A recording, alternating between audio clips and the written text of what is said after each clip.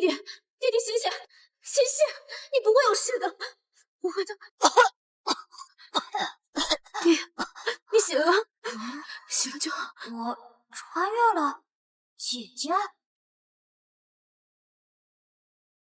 我是世界之王。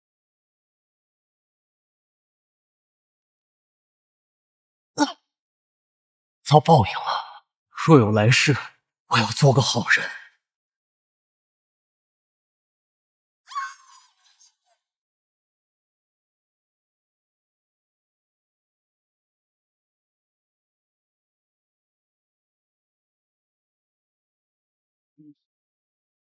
让一下。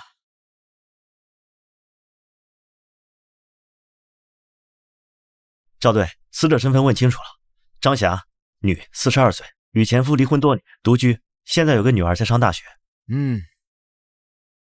队长，死者身中3刀，致命伤在颈部。根据报案人提供的信息，初步推算，死亡时间应该在9点钟左右。哎呦，这么多血，3刀啊！哎呀，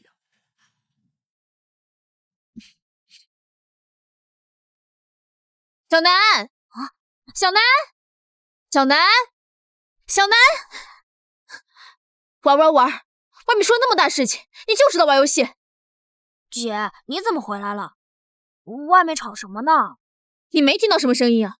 隐约听到了，怎么了？隔壁出了凶杀案，死者是张阿姨。啊！小吴，你干嘛呢？队长，我马上来。小南，你锁好门，别乱走。我今晚加班，谁敲门都别开啊！姐姐，我终于有亲人了，这一世我要做个好人，我可是最了解犯罪的。姐，我帮你破案啊！你个小屁孩懂个屁破案，老实待着。哎，你说这谁干的人啊？让让。哎，这也太狠了哈！手套，我去拍照。哎呀，这到底怎么回事？你说说，这好好的人就……哎，你个小子，这小孩，哎，好冷啊！哎呀，这是死者的阴气，可不是嘛？就是。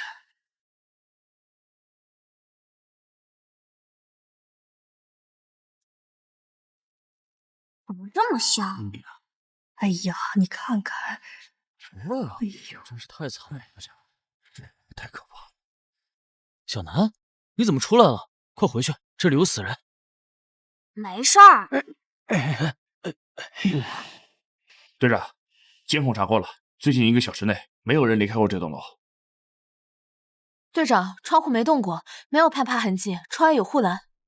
密室杀人呢？哎，可不是嘛！这种人听说过，可没见过。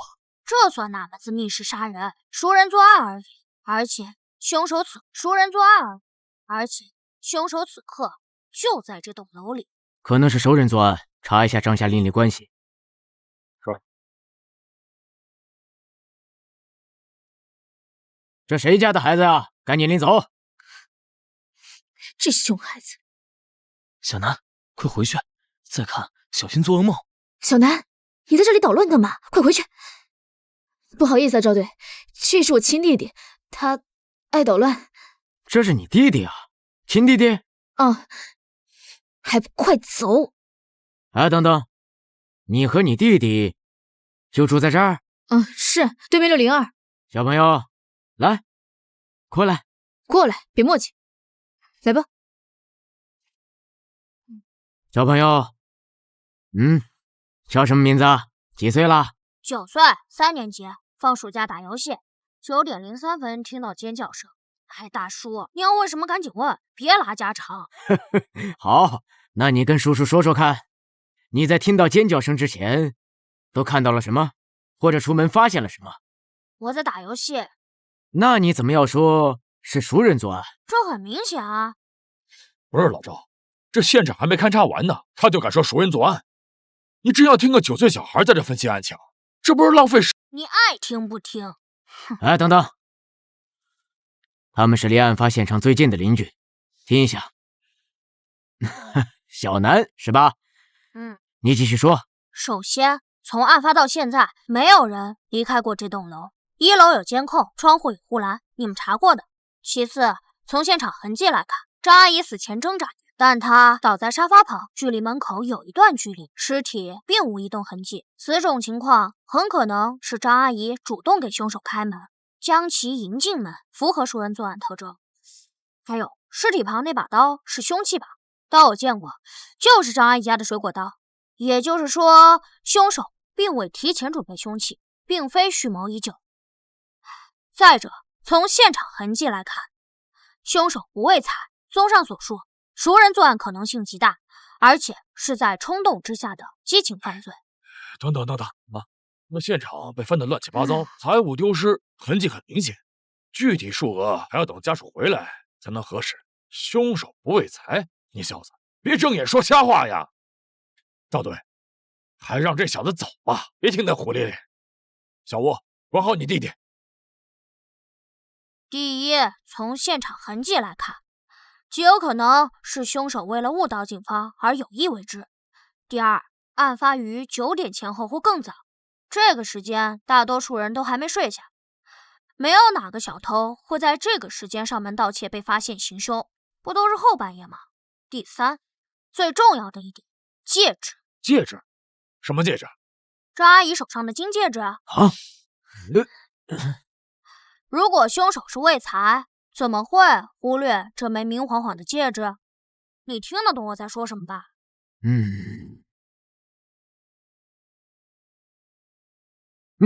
厉害啊，小子，你怎么懂这些？我爸是刑警，我妈是刑警，我姐是刑警，我就是刑警，家庭熏陶嘛。另外，我还看过800集的柯南。好小子，行，回去吧，这毕竟不是小孩子待的地方。哎，对了，叔叔，我得纠正你一个错误。你别乱说话，还纠正错误，看把你能的！叔叔，你看到了吧？都看到了吧？他打我，虐待儿童，快把他抓起来，让他好好反省。要报警是吧？反了你了！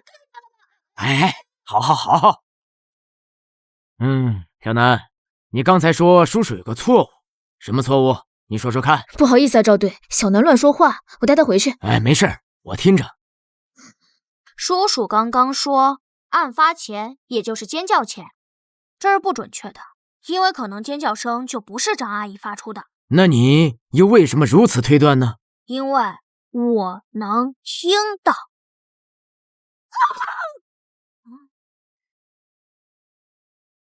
行了，我回去了。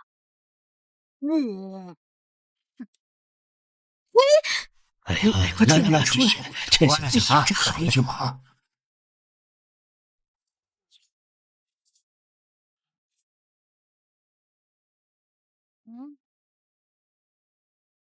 楠楠，你怎么又吃泡面？屋里都是味道，窗也不开透透气。姐，你回来了。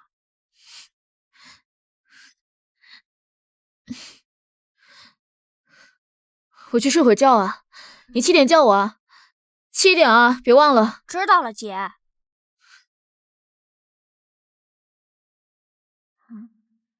3天了，案子还没破。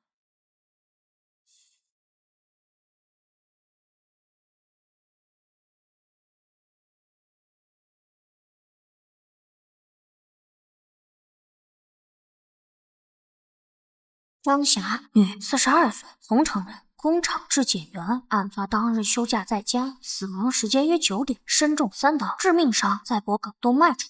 为人和善，并未发现与人结怨。女儿在上大学，前夫王洪刚虽多年来一直骚扰张霞，案发时并不在槟城，且3个月未与被害人通话，已排除作案嫌疑。凶器上未发现指物，门口地面脚印复杂。皆来自于张霞与多名嫌疑人。这个案子明明并不复杂，怎么给调查成密室杀人案了？根据1楼周大爷笔录，大约在晚上9点听到尖叫声。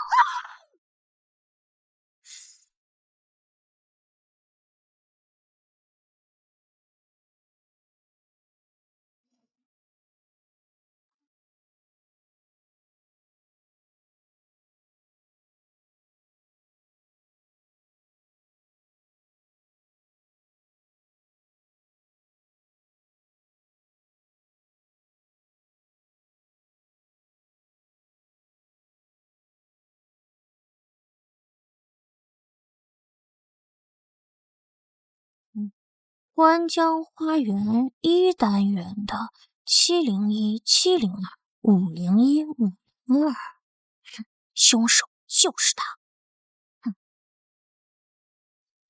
姐，7点了，起来啦！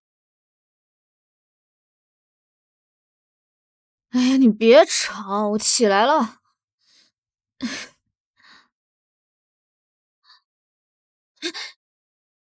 小南，你是不是乱动我东西了？对啊，我看了前几天张阿姨案子的档案，怎么了？你怎么能乱动我东西呢？你个熊孩子，都被你搞乱了。姐，我这不想帮你破案吗？帮我？你不给我捣乱，我就谢天谢地了。这个案子是市厅亲自督办，如果不能及时破案，你知道我们局里多少人要受处分吗？帮我。姐，你别哭嘛，我知道你办案压力大，精神太紧张了。哎，讨厌！姐，我告诉你哦，我知道。你知道？你发现了什么？小南，我跟你说，话不能乱说。还是说你那天发现了什么？不是，这是我经过分析才得出的结论。在这份档案里，你们忽略了一个非常重要的问题。什么问题？1楼住户绝不可能听到任何尖叫声。我以为是什么问题，怎么不可能？别再给我捣乱了，你姐很累，你姐还……姐，你听我说。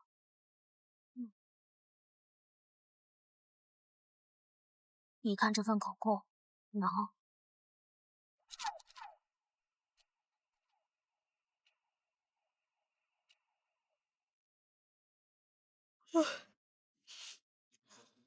队长，你们来了，进来。小吴，昨晚没睡觉吗？脸色这么差。睡了一会儿。小吴一个人带弟弟不容易啊。你这话里不是说发现重大线索吗？什么情况？快说。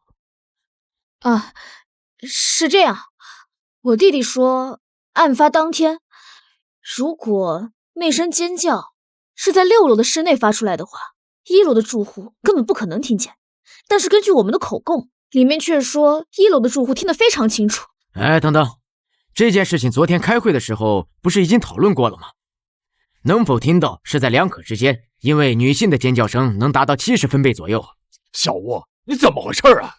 大家都这么忙，你弟随口说什么，这就叫重大线索？还把我们都叫来，你是不是睡傻了？不是，孙队，是这样啊。假设这个声音不是张霞发的。哎，行了，你搞什么呢？喂，那个谁，你干嘛凶我姐？会不会好好说话？小南，小吴同志，能不能管管你弟弟？这是命案，不是过家家。哎，好了，老孙，我知道你着急，别这么上火。你继续说。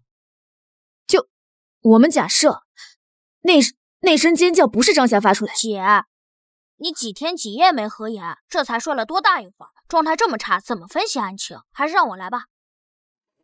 行，你来吧。搞什么呀？到底搞什么呀？吴心言，凶杀案你让你弟弟先杀我什么呀？他一个9岁的小屁孩啊！你到底想干什么呀？我看你这刑警也不想干了吧？老孙，你干什么？别吓到孩子。行，你们说啊！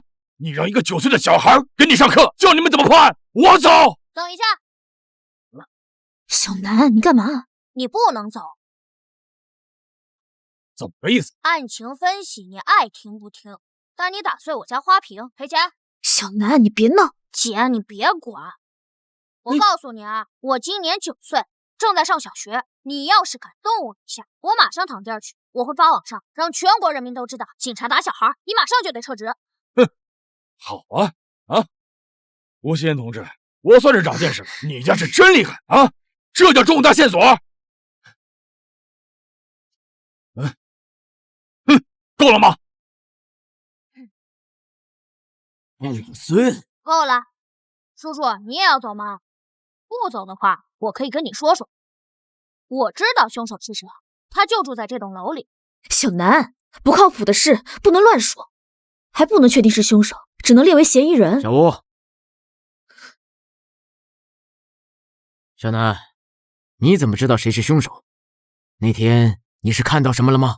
整栋楼的住户我们都已经排查过了，案发的时候都有不在场证据或不具备作案能力，已经全部排除嫌疑。小朋友，饭可以乱吃，话首先，1楼绝不可能听到尖叫声。你们认为的2可之间，这是一个极其严重的错判，误导了你们的调查方向。你说错就错呀！女性尖叫70分贝，而且我们已经做过实验了。实验人员耳背吗？周大爷耳背，街坊邻居都知道，而你们做笔录的调查员显然忽略了这一点。当时都上来看热闹，我以为就是现场太吵了，他才没听清楚。周大爷耳背不算严重，这点确实容易被忽略。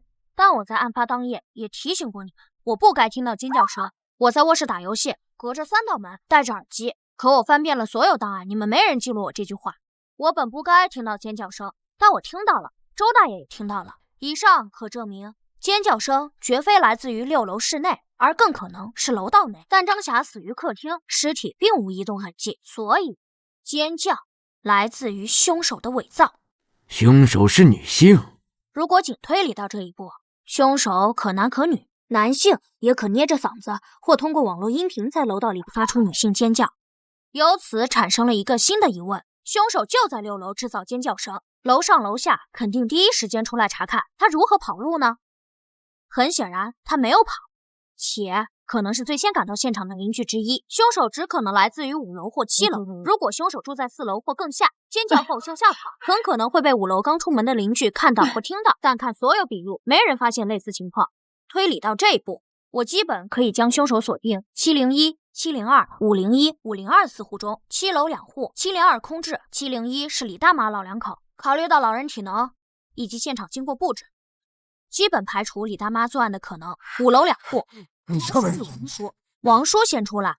502柴叔，一家3口，家庭和睦。501王叔，一人独居，单身多年。绝大多数案件逃不开财、情、仇，而在本案中，张阿姨未与人结怨，而凶器又是张阿姨家的水果刀，所以凶手是因情临时起意冲动杀人的可能性最大。再看笔录，502柴叔笔录证明他在出门时已经看到王叔出门。李大妈笔录，他在下楼时已经看到王叔与柴叔一前一后跑到601门口，也就是说，第一个出现在楼道里的人是他，第一个赶到现场的是他，马上断定张阿姨出事的是他。踹开门使门锁遭到破坏，并向里面走几步留下脚印也是他，所以我认为凶手就是他。楼下501的王叔王胜利，还有很多细节我没说，没必要都说，等我说完作案过程，你们马上抓人审就行。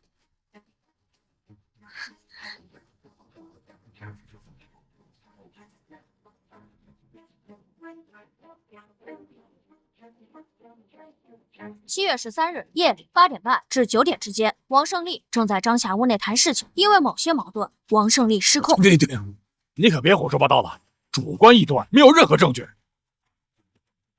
这是严谨的推理，如果你有问题，允许提出来。好，那我问你，现场明明有盗窃痕迹，你为什么说没有丢失财物？张阿姨的女儿在案发隔天赶回来，笔录我看了。她这几年在外上学，极少回家，只能确认被害人卧室里过去的首饰没丢，2部旧手机没丢。至于被害人这几年是否置办其他值钱物件，以及是否丢失，他无法确定。你也知道无法确认。我原本认为戒指没丢是凶手伪造现场的疏忽，可我重新复盘案件后，发现并非如此。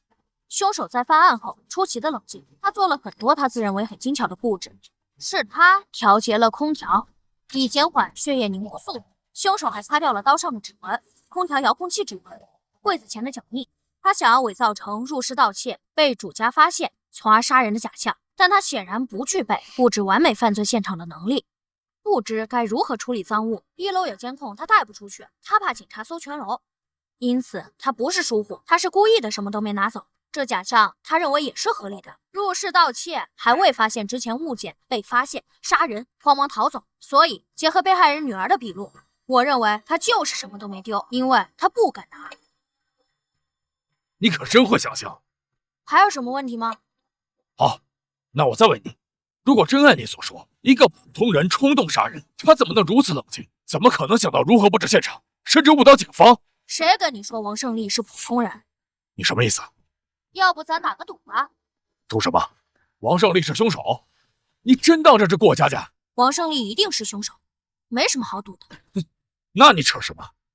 我认为王胜利过去杀过人，身上还背着命案，你信吗？什么？他过去杀过人？小南，不能乱说话。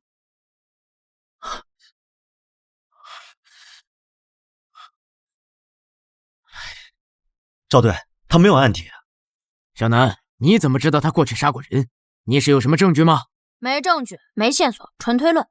哎，我真他妈受够了啊！你小子越说越玄乎是吧？胡说八道个没完！小南，有些话真的不能乱说。什么叫乱说？帮你破个案中案不好吗？唉，吴心言，你有时间带你弟弟去医院看看吧，看看脑子有没有进水，早点治疗啊！别废话，你赌不赌啊？赌？你说赌什么？看你破案心切，我也不为难你。输了给我姐道歉，以后不许凶我姐。行，如果王胜利没有杀人，我看你姐就不要干，脱了这身警服。哎，老孙，你跟孩子赌什么气呀？我哪里跟他赌气了？打赌明明是他提的。那行，我再加一条。行，随便你加。我要是输了，给你磕一个都行。哎，好了，真当过家家呢？有点纪律性没有？我们从这儿分析案情呢。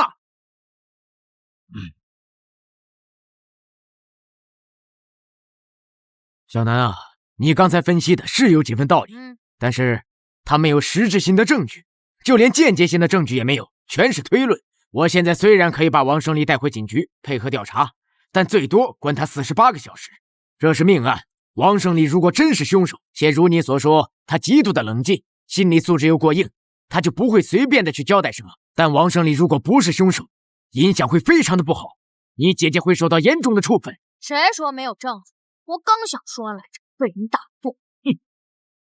那行，那我就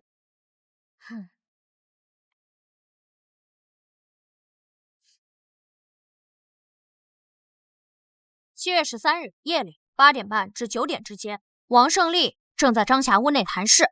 因为某些矛盾，王胜利失控，便拿着水果刀对着张霞身前连刺数刀。王胜利擦掉了刀子上的指纹，伪造现场，便回家洗澡换衣，接着返回6楼楼道，制造出尖叫声，再迅速跑回5楼门口。这时柴叔开门查看，恰好看到王胜利已经出来。其实他是从楼上刚下来的，整栋楼都被惊动了。众人来到601门口，敲门、砸门，折腾了一番。这时挡着门的王胜利才第一个踹开门，看到了死者。以上是凶手作案的大致过程。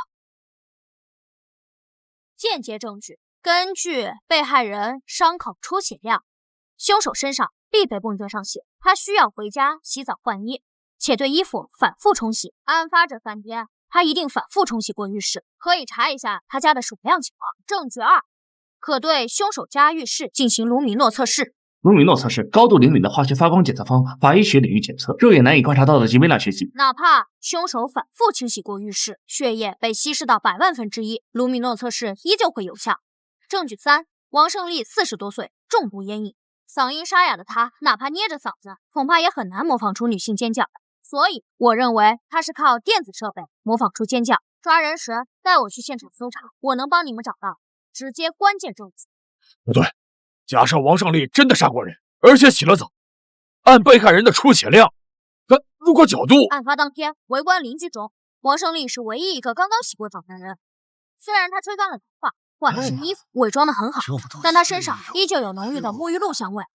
我证明，我记得，我可以断定，王胜利身上不仅溅上了血，还很多。如果只是少量血溅到衣服上，换衣服就够了，不需要洗澡。还有问题吗？用水量够了，等我打电话。喂，老雷啊，我老赵，哎，找你帮个忙，帮我查一下713案，案发单元最近的对，1个星期就可以，用水量的情况。好嘞，我等你回电。哎，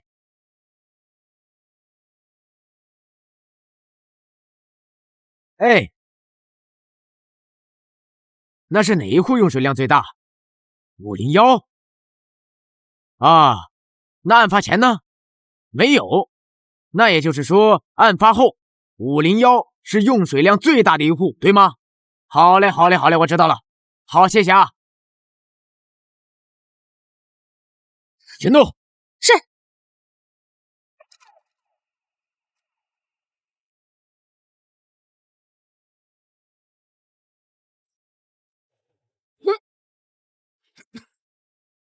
谁呀？王叔，是我。小南呢？咋的啦？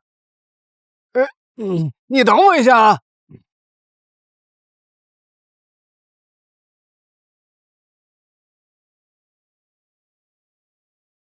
这大晚上的，小南，你有什么事儿吗？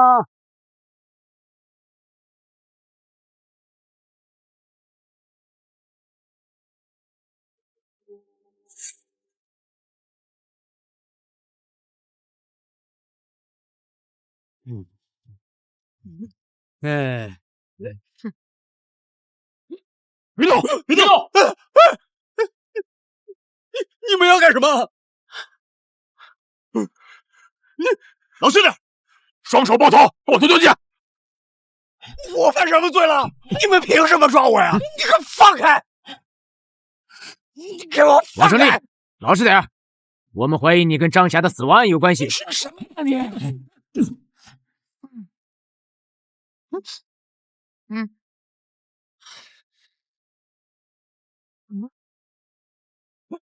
等等！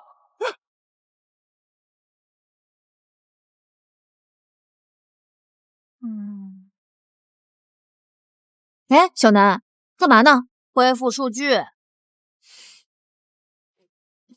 哎，你别摸索了！你看你这人，你干什么呢？给我闭上！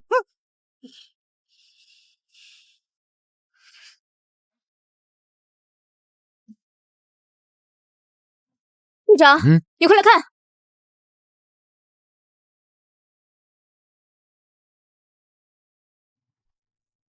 他在销毁证据。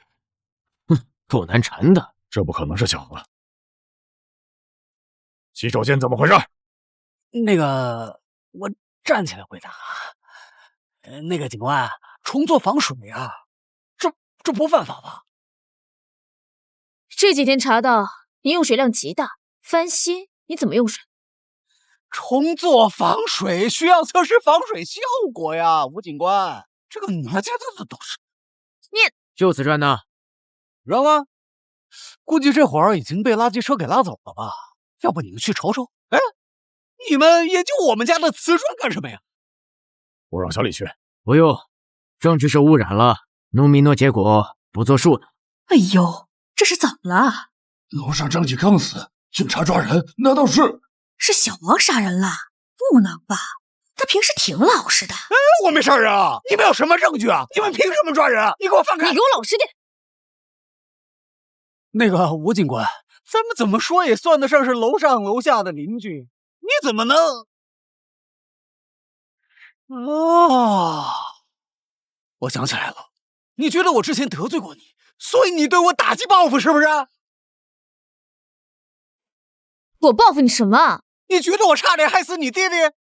啊？警官，他平时加班忙啊，他经常不回家。那次呢，他拜托我去接他弟弟放学，我没答应他。结果呢，他弟弟放学自个儿回家，在路边贪玩掉河里了。你弟弟落水，当晚有这事儿？是。哎呦，我想起来了，那天呢，我本答应小吴买菜顺便过来接小南的，结果我临时有事儿，我就没去，跟小吴电话说了。哎呦，这事儿啊，说起来也怪我。哎，不过人可不是我杀的。哦，我知道了啊，你弟弟差点掉河里淹死，你怪我？谁怪你了我？你不怪我，你们抓我干什么？陷害我杀了张霞，你们一点证据都没有就把我给抓起来了。哎呀，这不是陷害这是什么？不能吧？吴警官平时人挺好的，就是脾气差点。谁知道啊？这到底是……哎呀！哦，我想起来了，最近啊，新闻上说啊，咱们槟城在评选什么东南最美城市，现在发生了命案，这影响极坏呀。听说呀，这个案子还是视听督办的，让他们限期破案，降低影响，是吧，各位警官？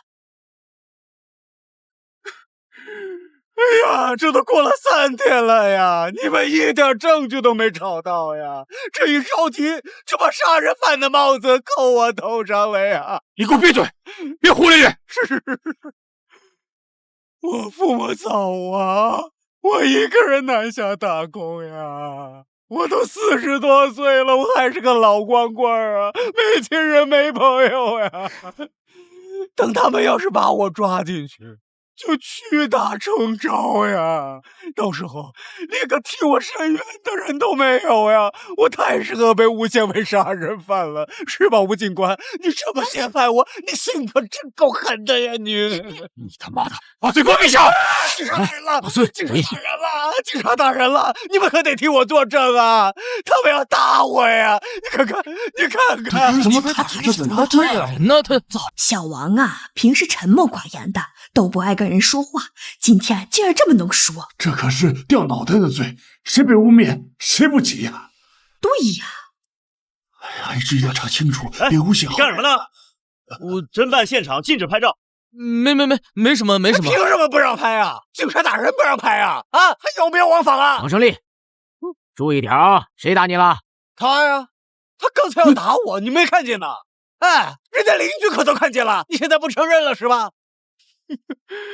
各位街坊邻居啊，你们肯定不能走呀，可得替我作证啊！你们要是走了，这帮黑警察肯定打我呀！到时候就算没有证据，他们也会伪造证据的呀！放心吧，小王，我们不走。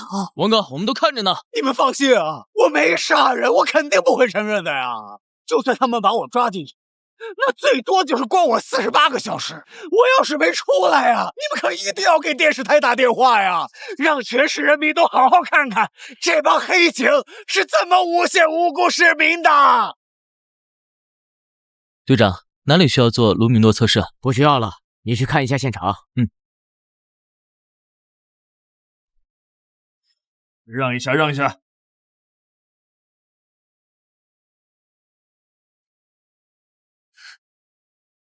老钱，你怎么来了？听说他们劫人了，过来看看。我冤枉啊！他们没有证据，随便抓人啊！他们赵队，没证据，正在收集证据。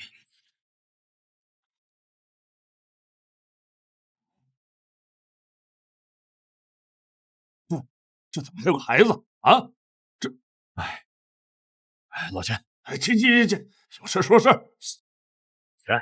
这是我们一组的案子，赵队亲自盯着的，这里没你们2组的事。你从哪来啊？回哪去吧，别在这添乱啊！我添乱，就你手下那几个歪瓜裂枣，还有个走后门进组队的，连现场管理都做不好，能办好什么案子？不是，你什么意思？没意思，我早就说过，这个案子就应该让我们2组来办。哼！青天大老爷，你可来了呀！你可得为我做主呀！我是被冤枉的，他们没证据啊！他们，你看看啊！随便扣人，连证据都没有，这传出去会造成什么影响啊？哎，行了，老钱，这没你的事儿，回吧啊！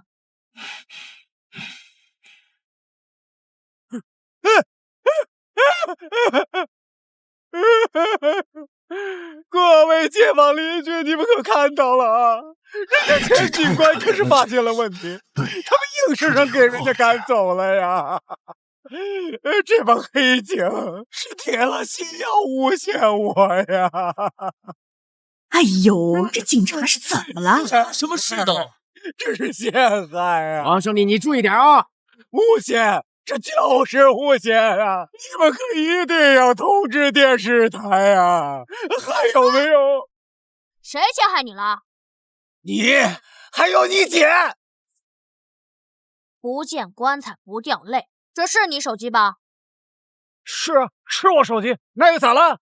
现在这个社会谁还没个手机啊？你承认是你手机就行。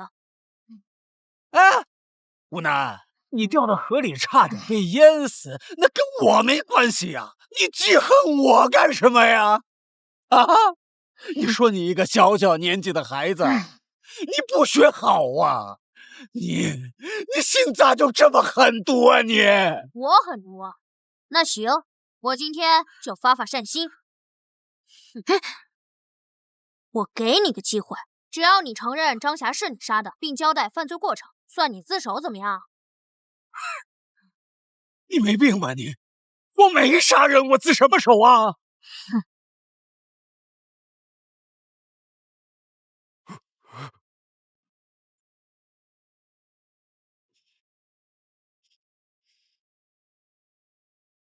你露怯了。什么？是他你啊！你果然杀过人。你胡说什么？你东躲西藏这么多年，想必熟读法律。其实你是知道的，你是临时起意，冲动杀人，激情犯罪，配合自首情节，是判不了死刑的。死缓减无期，实际服刑时间不得少于原判刑期的1/2。也就是说，如果你自首，老老实实服刑，再有个什么重大立功表现，减刑，最快15年就能出来。其实你很清楚，警方已经盯上你了，你逃不掉的。就算你48小时死不交代，你与张霞的过往也一定会被查出来。警方只是需要更多时间，而你还心存侥幸死不承认，因为你在害怕你过去的事被翻出来。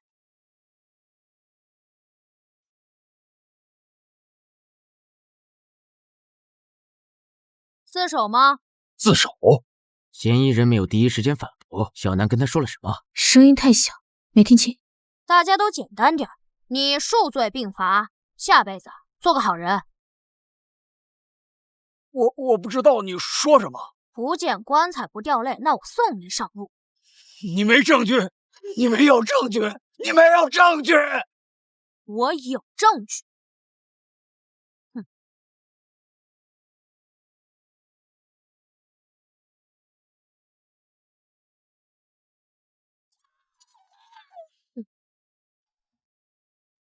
哼。嗯。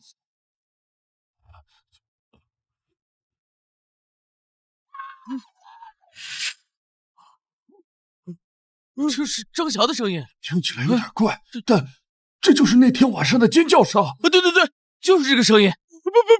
不是，不可能！我明明已经删了呀，我已经删除了。哦，你删掉了？你承认这是你制造的声音了？那晚上的声音是王哥搞出来的。哎呀，他搞这干什么呀？他怎么这样？我们都认为他是好人，没想到真是他呀！真是作孽！已经删了，我明明已经删了呀！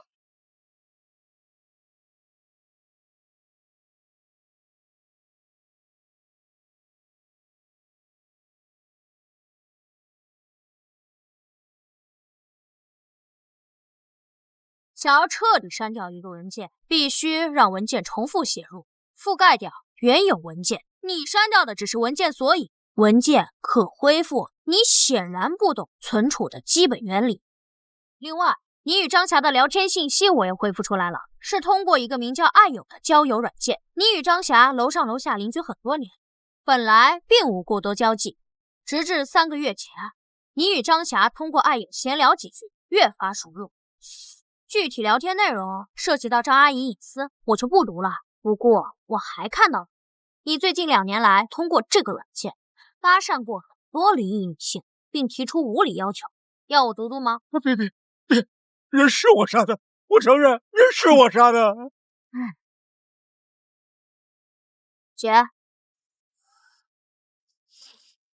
我杀他只是一时冲动啊，我俩好了快3个月了，我最近发现他不对劲，对我越来越冷淡了。我怀疑他外面有男人了。我那天给他发消息，他也没回，我就去找他了。谁啊？我。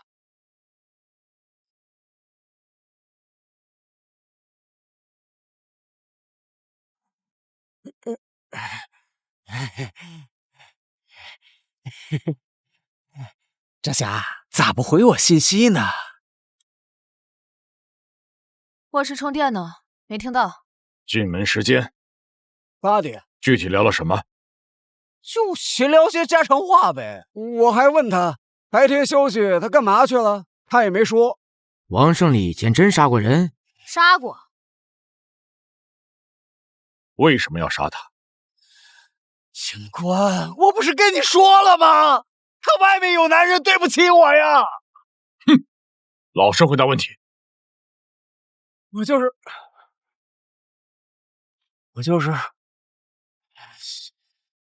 说，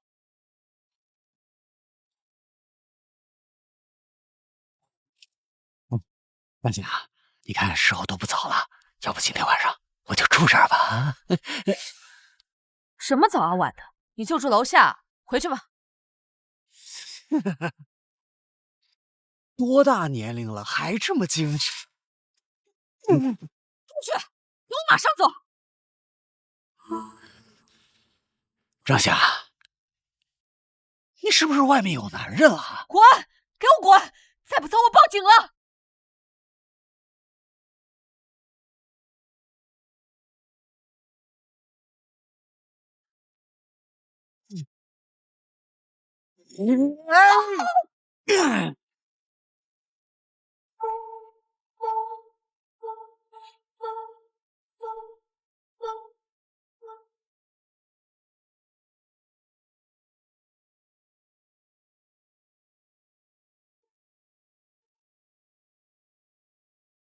现场盗窃痕迹是你不知道？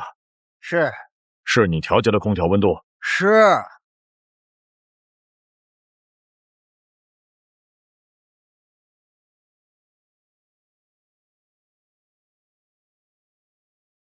既然你承认就好，让他还押。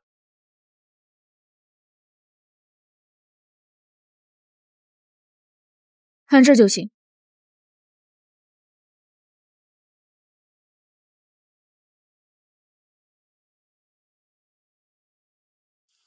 结束了，都结束了。还没结束，王胜利，你还有什么要交代的？比如，你以前犯过什么案？或者说，你以前杀过人吗？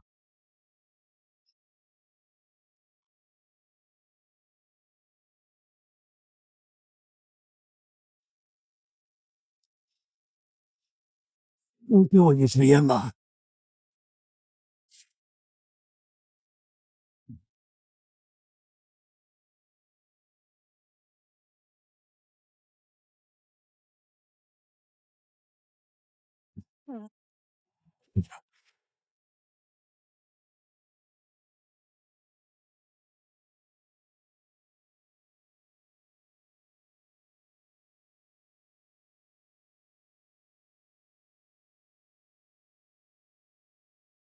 王胜利，回答问题，你以前杀过人吗？没杀过。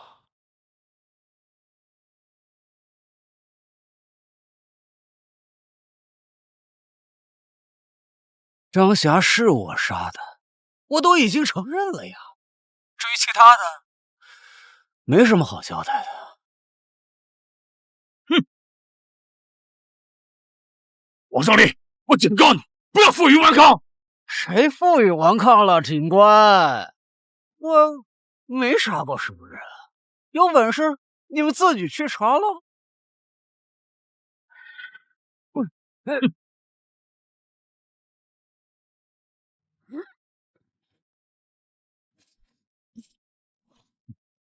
王胜利，你犯的罪足以判处死刑，你现在在耍无赖，没有任何意义。吴警官，我知道我都够判死刑了，我还怕什么呀？你们不是着急着破案吗？现在案子破了，你赶紧把我抓去判个枪毙呀！你们还折腾什么呀？啊？不会吧？你们警察还真觉得自己是正义的化身呢？怀疑我以前杀过人，就一定要查清楚啊？是吗？是吗？哎，太好了！据我的了解啊，如果我身上还有案子没查清楚，你们就得一直关着我，判不了我，我的命还长着呢。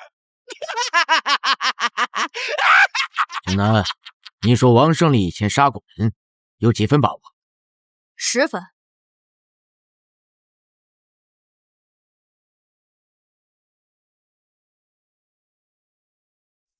署长。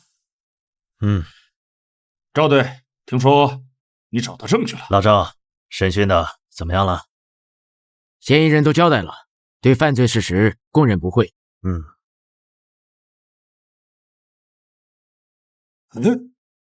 赵队，怎么又是这个孩子？上次在案发现场的时候，就是这个孩子一直在乱翻嫌疑人的东西。我不好。老赵，这是吴心言的亲弟弟吴楠，他们家的情况您是都知道的。哦，我知道了。父母因公殉职后，就剩他们姐弟俩了。对。哎，是啊，是够难的。小吴平时也忙，以后这孩子要来署里就来，没地方写作业，带到会客室。纪律就是纪律，这里是办案区，不是孩子该来的地方。署长，其实这个案子能够告破，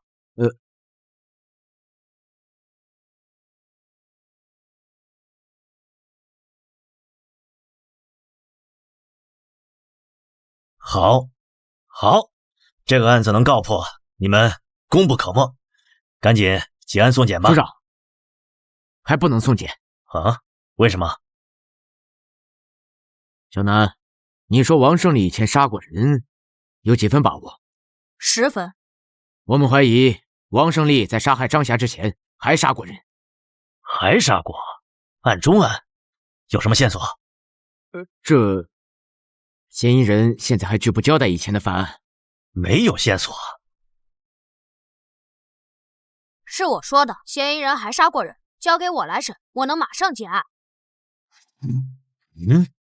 你这不是胡闹吗？一个小屁孩说他杀过人，你们就信了？老赵，你也是老刑警了，你近期马上就要提一提了，绝不能犯错误。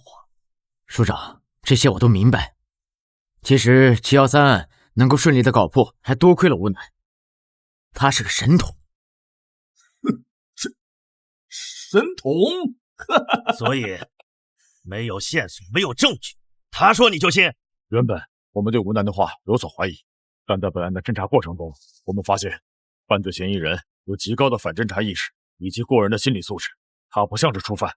哎，等等，老孙，你的意思是还真要查？什么线索都没有，怎么查？就这么一直耗着吗？就这么一直关着嫌疑人吗？上边要求我们限期破案，既然这个案子已经破了，署长，713案可以上报，但是犯罪嫌疑人以前的犯案，我还是觉得……怎么？你想查？那你报告打算怎么写？就写一个9岁的孩子怀疑他杀过人，你们信了？哎，有没有人呢？还有没有人呢？你们到底审不审呢？还有没有点人权呢？啊！保持安静！你们到底审不审呢？我都困了。你不审的话，把我送回去睡觉吧。怎么来这么多人呢？哦，你们刚才在外边，不会是在商量怎么对我刑讯逼供吧？来，老子都被判死刑了，老子怕你们呢？啊！来，尽管招呼。老赵，我再给你5天时间，查明嫌疑人过去还杀了谁。署长，这可能是嫌疑人为了故意拖延时间，故意这么说的。5天？老子给你5年，你他妈也查不出来。5分钟，我来审。给我5分钟。你个小屁孩，你懂什么？吴心言，管好你弟弟。署长，他们怎么能让一个9岁的孩子办案呢？这简直是胡闹啊！小吴，你弟看过案件卷宗，这是违反纪律的。署长，我给我5分钟，破不了案，伯伯可以处分我姐。什么？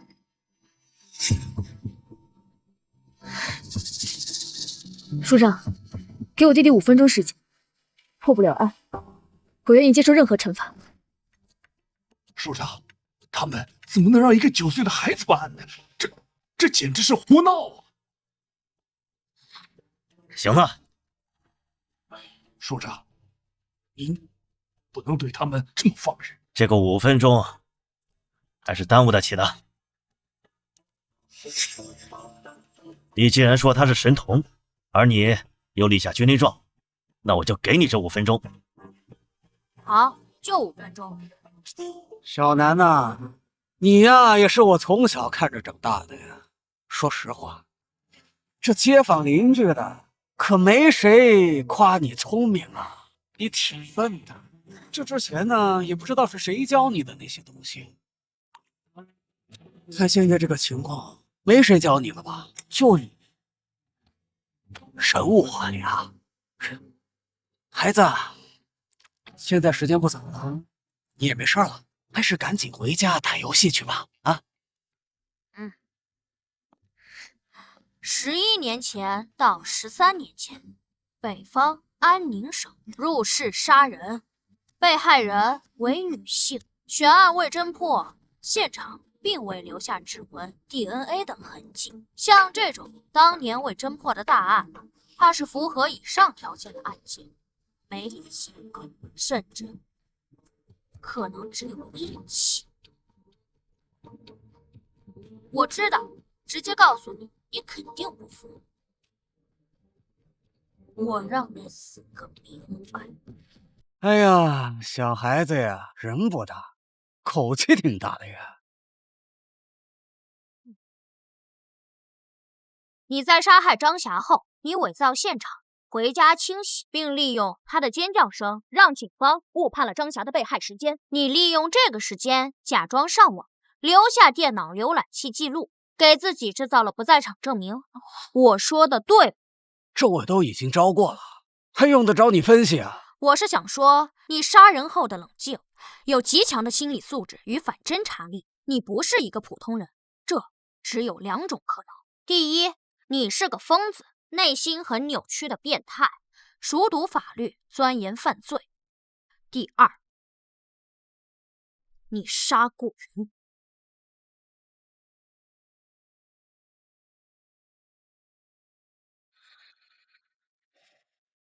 你怎么就知道我不是个变态呢？你搬来10年，如果你真是个变态，你不可能忍到今天。这都是你的胡乱猜测。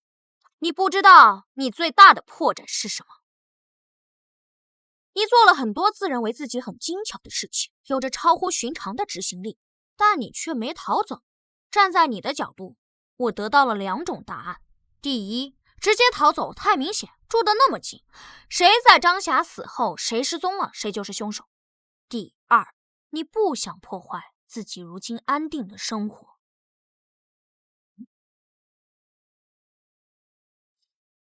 根据你的第1次笔录，你是北方普宁省人，父母双亡，10几岁便远走他乡，来到南部辗转多地打工。10年前定居于槟城，靠打零工过活，很少社交，未婚未育。而根据其他邻居的笔录，关于你的事也提到，你性格内向，沉默寡言，甚至可以说是孤僻。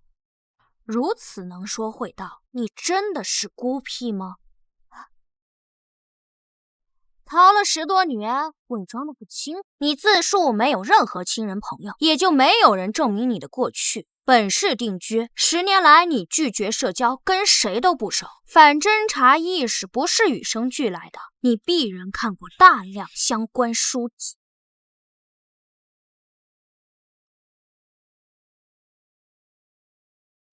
或许你自己都没意识到，你身上的味道有多重。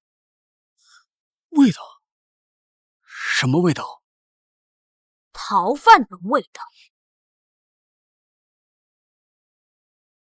你这种人，如果不怀疑你还好，一旦盯上你，实际上你处处都是破绽。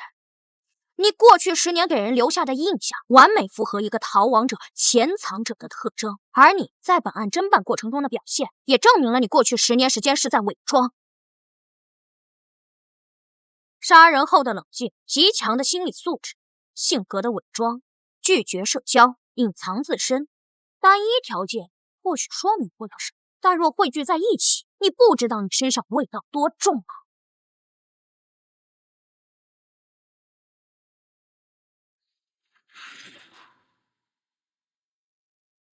！10年来，你每日惶惶不安，每一次警笛声响起，都让你恐惧。你活在焦虑里，烟瘾很重，你不敢与任何人深交，你害怕别人了解你，甚至你现在这个王胜利的身份都可能是冒用的，而你却住在刑警家楼下。你想要灯下黑？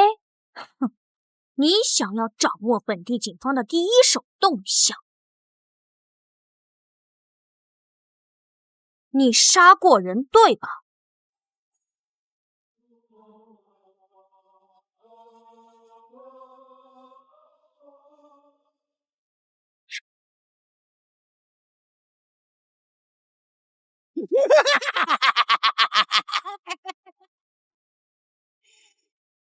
你说又能怎么样呢？警察抓人是要讲究证据的，就靠你这么一说，我就成杀人犯了。我在什么时间、什么地点、用什么方式杀的人？有证据，你没有线索。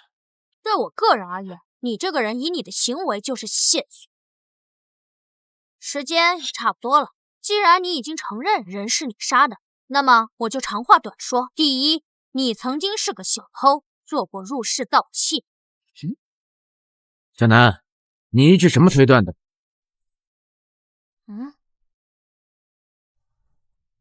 报告需要写清楚。因为张霞被害现场的盗窃痕迹是专业的，一个入室盗窃惯偷会很清楚哪里可能有财物，哪里没有。而在张阿姨被害现场，距离门口最近的是鞋柜，还有厨房橱柜、洗手池台下柜等位置，并无翻找痕迹。而诸如茶几、电视柜、衣柜，包括挂有常穿外套的衣架上面的衣服，这些可能放有老旧手机、首饰、现金的位置，全都被翻过。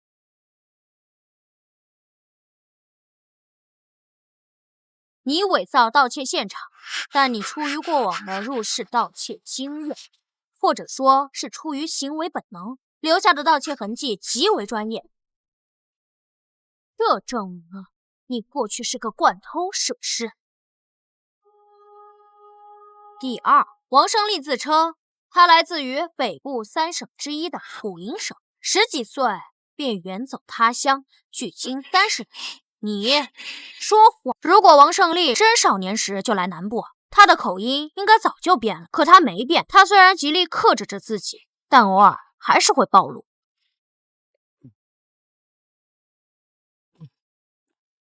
谁啊？王叔，是我。小南呐，咋的了？北部3省以安宁省口音最重，也最容易识别。如果我没听错的话，你应该是安。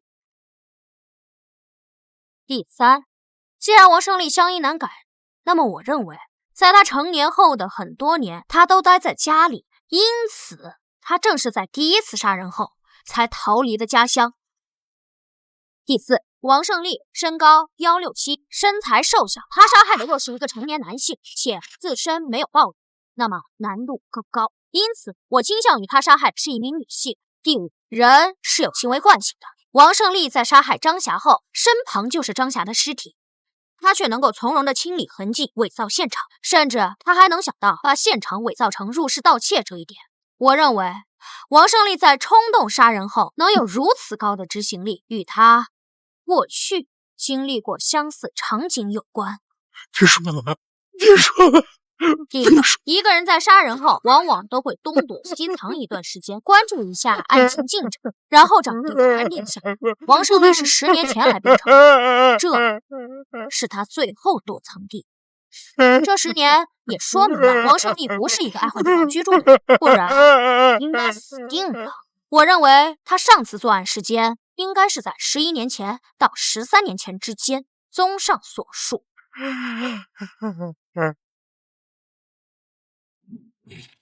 时间11年前到13年前之间。地点安宁省。案件类型入室盗窃，被屋主发现后而怒而杀人。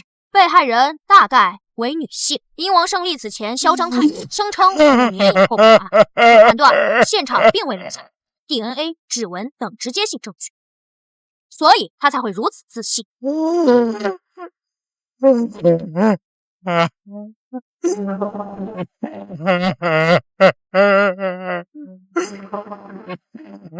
符合以上所有特征的案件找到了吗？目前有2个，如果排除 DNA 和指纹这些直接性线索的话，剩下1个。12年前，安宁省会凤阳市616灭门惨案，死者是一名成年女性与2名婴儿。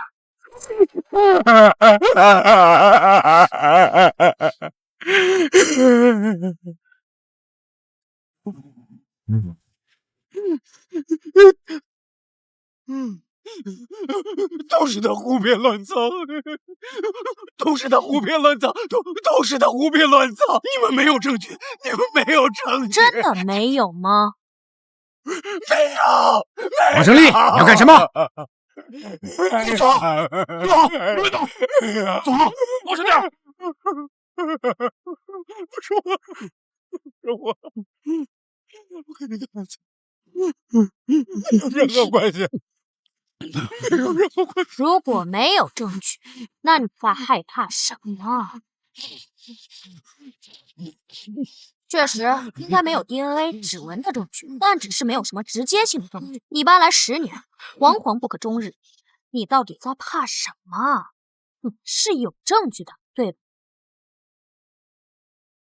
一起凶杀案至少要调查半年以上，所有线索全断，无法继续追查，才会暂时搁置。期间会有成百上千人被调查，庞大的调查信息里会有很多佐证，很多间接证据。只是因为你当初是随机作案，你从未被列为嫌疑人，也没有在你身上核对，所以才让你暂时逃脱了法网。而现在，我们已将你与616案联系到一起，你逃不掉的。署长，我提议联系凤阳警方，把616案的全部档案调出来，并请凤阳警方派遣当年参与过此案调查的老刑警来本市协助办理此案。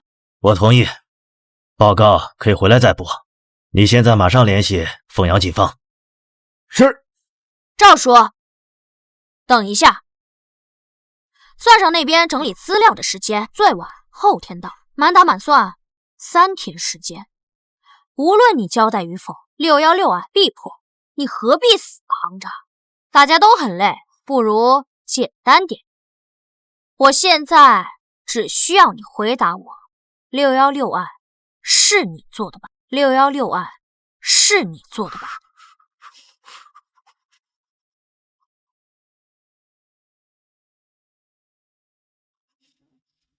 都到这个地步了，你还不交代？616案要是与你无关，刚刚激动什么？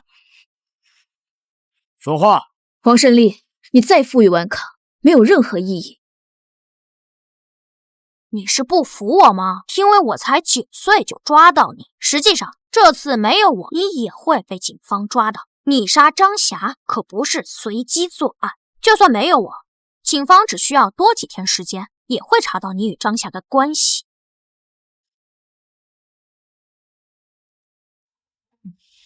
是的，这种死硬分子交给我吧，我保证今晚就让他开口。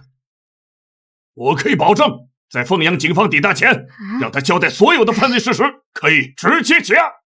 我都审差不多了，哪轮到你啊？退一万步来说，也该是我姐来审。什么叫审的差不多？他并没有交代所有的犯罪事实，而且也没有直接的证据。等凤阳警方来了，补充了证据链，也都是间接证据。迎口供送审非常麻烦，也许还会拖得更久。署长，对付这种死硬分子，必须要攻破他们的心理防线。你姐才从警几年呀？她审得明白吗？那照你这么说，那我才9岁，我审得明白吗？你要是真有本事，你就让他开口，否则不要影响我们办案。好，姐，我相信你，一定会有办法让他开口，对吧？啊，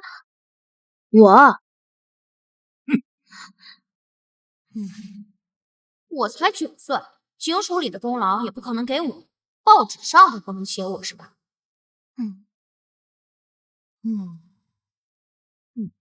现在你知道叹气了？我哪儿叹气了？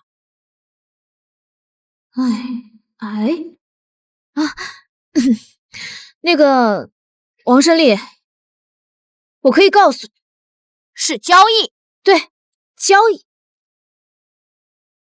我可以和你做个交易，如果你承认616惨案是你做的，并且详细供述当时的犯罪过程，我们查了属实，我就可以告诉你，张霞被害那天为什么不接你电话，她到底去干了什么？张霞是否有其他男人，以及当天去做什么了？对，就这意思，我弟说的没错。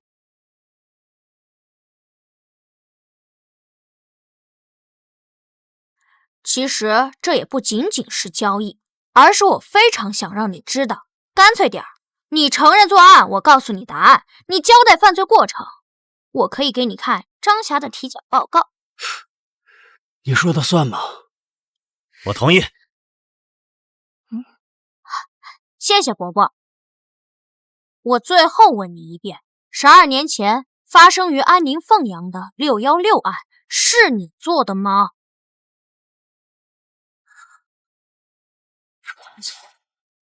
这个案子616案是你做的吧？我做的。这案子是我做的，人全都是我杀的。我出去一下。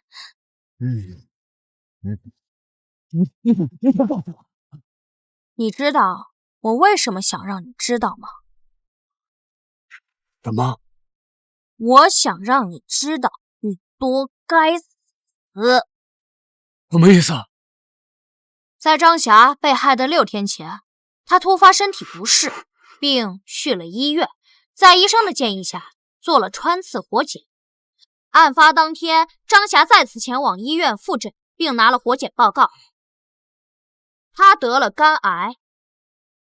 张霞并没有你所认为的其他男人。根据张霞与闺蜜的聊天记录，张霞在得知自己生病后，第一时间是想到女儿学费，然后才是自己治病。她知道你这10年生活低调，有一些积蓄，但她却从未想过让你出钱。她确实是想跟你分手，但她是不想拖累你，而你却杀了她。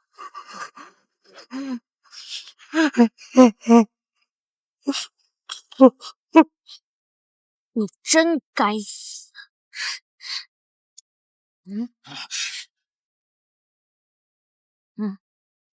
这是张霞的体检报告，如果你还有兴趣的话，可以给你看。先老实交代犯罪过程吧。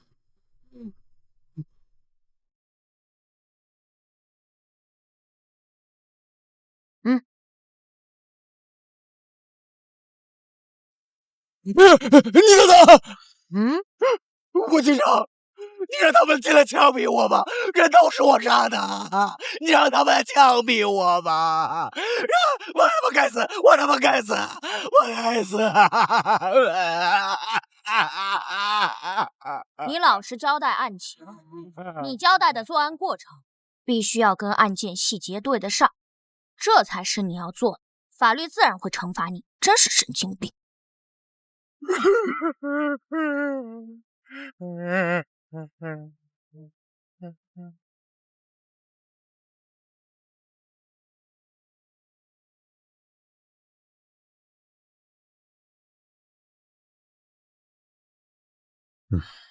小南是吧？啊，吴楠。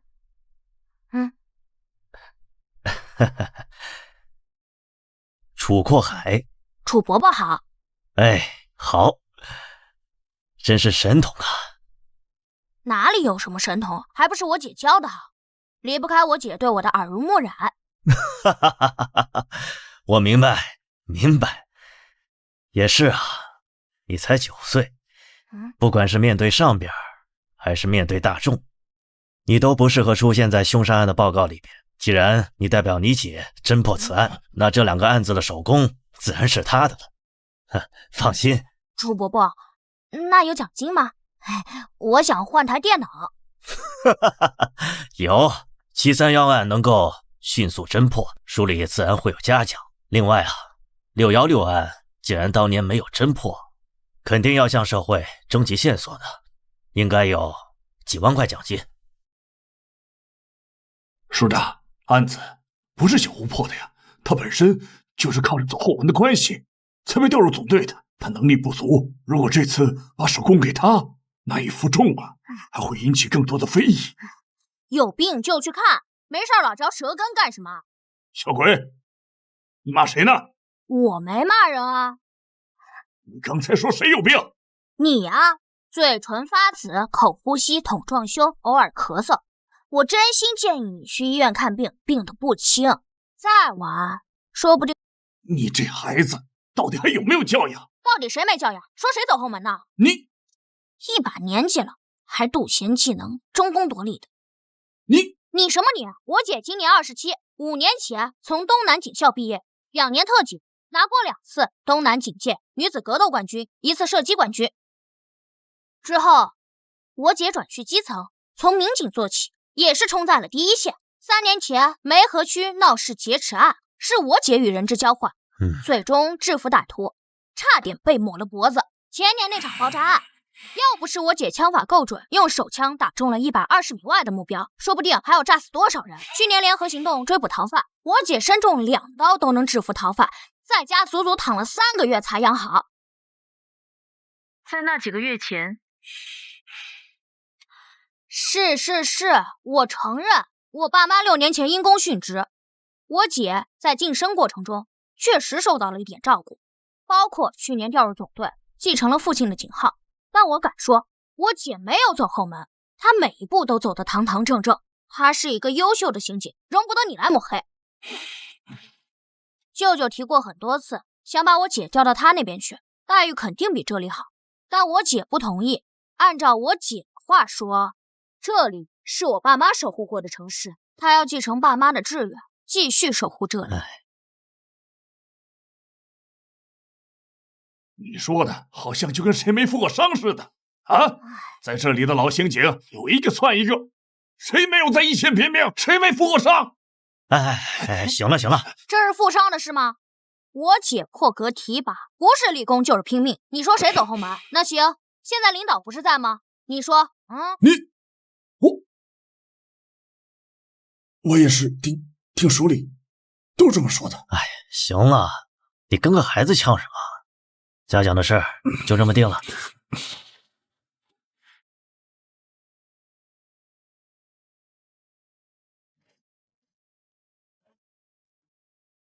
小吴辛苦了。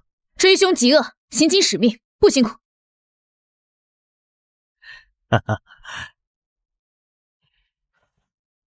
小南，姐，你回来啦？好困啊。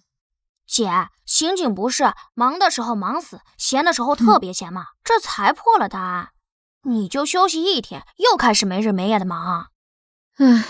清理弃案专项行动所有人都在加班。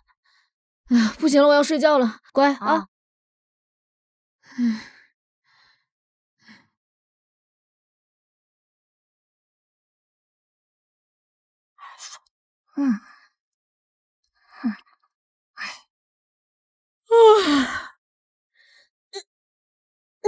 姐，你醒了？是啊，你说谁家弟弟这么聪明，还会破案啊？这算什么？这么简单的案子，非要本神童给你推理一番。说你胖，你还喘上了是吧？本来就是嘛，这么简单的案子，我分分钟破解。哎，你又是没日没夜的忙。你这是薯片吃多了中毒了吧？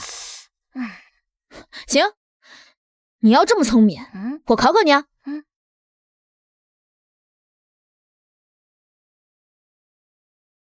来，分分钟把这个案子给我。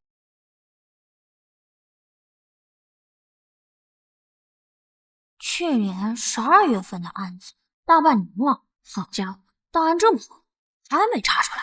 死者宋东，男，51岁，食品厂老板，与妻子离异多年，有2个已经结婚的女儿。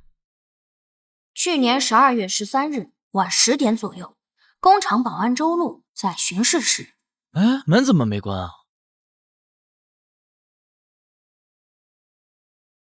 发现老板宋东死于总经理办公室。报告，警察随后赶到现场，经法医现场勘查，宋东是坐在椅子上，被人从后面用塑料绳勒住脖颈，窒息而死。死亡时间约是晚上9点10分左右，窗户没有撬锁痕迹，也并未上锁。初步推断，凶手翻窗潜入办公室行凶。警方在现场发现了10多人的脚印，43码登山鞋印被认为来自凶手。经调查，当天宋东是下午4点回到工厂，6点在食堂吃的晚饭，约6点半回到了办公室，之后再也没出来，直至被保安发现尸体。保安发现前，最后进入了案发现场是采购部负责人康婷婷，向宋东汇报过期面粉退货情况。来，案发后半个月，我们根据上百份口供，最终确定了这3个嫌疑人。前员工李太，个人原因离职后被扣了1个月的工资，曾多次来工厂讨说法。案发前3天，李太讨薪时被打。面粉厂老板冯群因过期面粉退货事宜与宋东发生纠纷。财务傅娇娇原本是普通员工，因成为宋东姘头，一跃成为工厂财务主管。案发前曾多次挪用公司公款，并因此与宋东发生争执，被宋东殴打。此时工厂人尽皆知。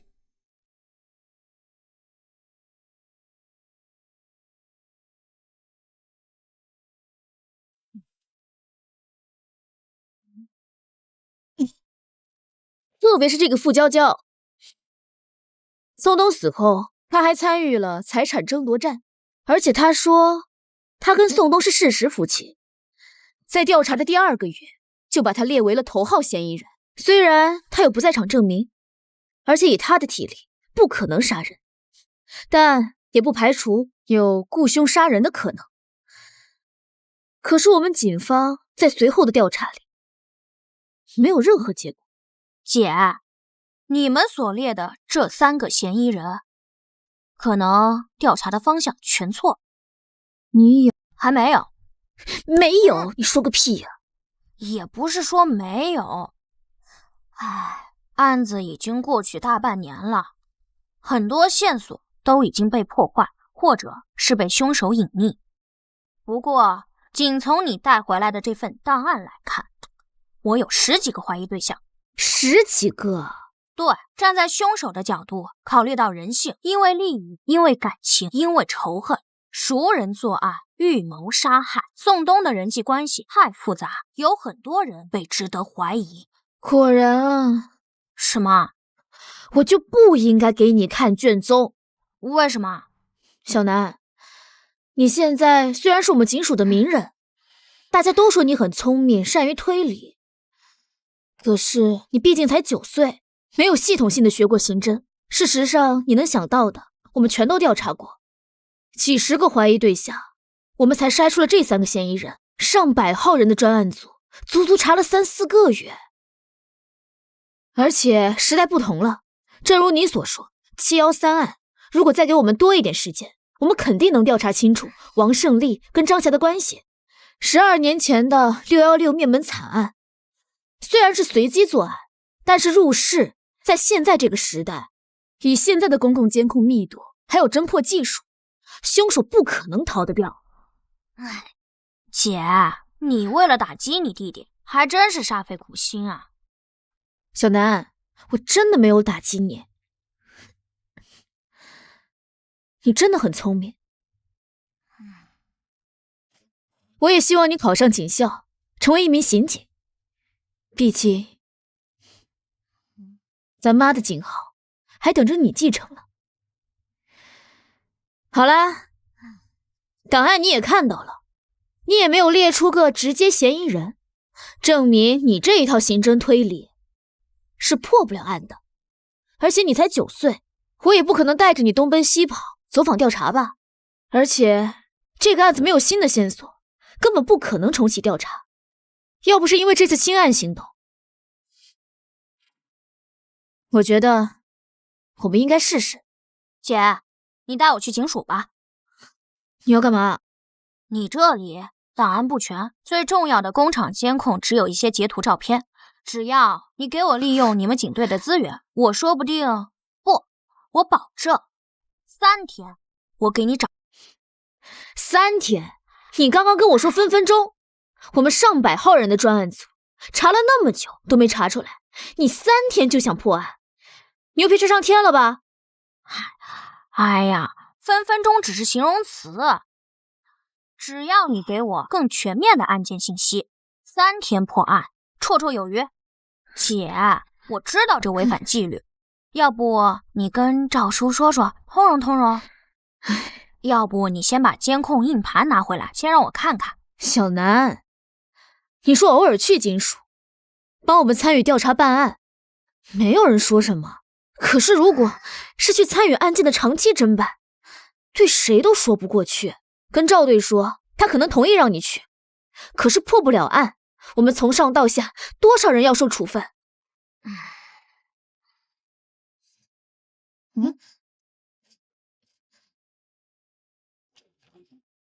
孙队，你过来了。小南在家吧？我来看看我们的小英雄。在，进来吧。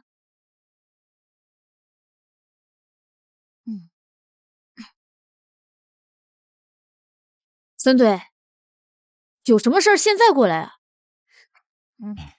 小南，还生叔叔气呢，叔叔跟你道歉好不好？这次能破案，多亏了你，你是我们的小英雄啊！小南，孙叔叔都跟你道歉了，你就别闹脾气了。孙队，不好意思啊，小南被我惯坏了，我也管不住他。完事啊！道歉一点诚意都没。你说咱俩打的那个赌啊？不至于，我怕折寿。那是什么？哦，我知道了。听你说，等奖金下来，你想买个电脑是吧？这样，你想要什么，叔叔给你买，好不好？哎，我们家里虽然不富裕，买电脑还是买得起的。小南，你别太过分了。没事。那小南，那你想要什么呀？你有什么要求，尽管跟我说，叔叔啊，保证给你安排的明明白白的。我想去警署。去警署干什么？破案。破案？1213案。这个案子难啊。这个案子并没有你们想象的那么复杂。或许此刻我心里的头号嫌疑人就是真正的凶手。给我3天，让我用警队资源，一定能破。3天？对，就3天。这个案子100%是熟人作案，不存在随机作案的可能，我一定查得到。行，走，咱们现在就去队里。不是，孙队，小南他……放心，老赵那边我来说。我不是这个意思，我是怕我们都会受到处分。小吴，我们刑警的第一使命是保护公民，打击犯罪。破案是我们的第一要务。在以往的案件侦破中，我们也曾接受社会有能力人士的帮助。在前几年毒虫案中，如果不是曼河大学的生物学教授帮助，我们也不可能破案。小南虽然才9岁，但他的能力是有目共睹的。就这么决定了，快走吧，出了事儿我扛着。孙叔有魄力。哼，你小子肯叫我输了是吧？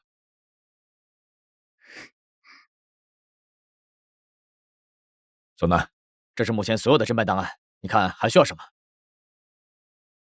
我需要宋东更为详细的家庭资料，包括他的前妻、2个女儿、父母、2个兄弟、侄辈、亲属，最好有照片。另外，我还需要知道宋东死亡后，他的遗产都被谁继承了，包括工厂、房产、现金资金去向、银行流水等等。孙叔，咋啦？小南，你现在开始指挥补充侦查了，你是不是真的发现什么了？一些吧，说了你也不信。行，小张、小陈，过来一下，补充侦查任务。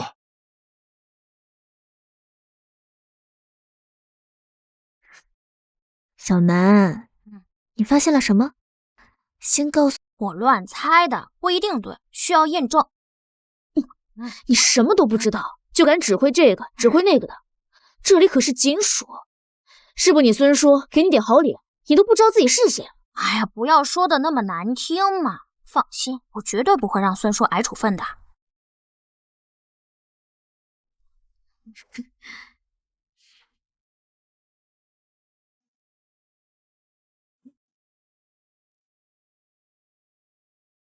小南，这30倍播放卡得跟 PPT 一样，你这看什么呢？看人呢。人？这个食品厂可是有200来个员工，每天人来人往的，光厂区监控就有12个，你这30倍快进，能看出什么呀？首先，这12个都是广角监控，覆盖范围极大。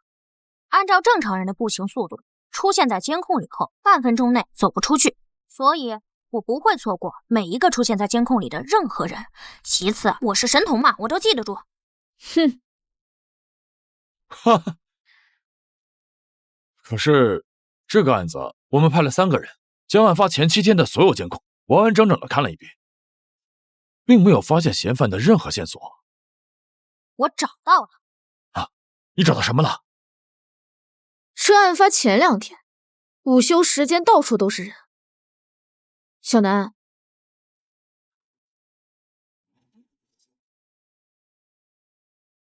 老钱，有事吗？出来说。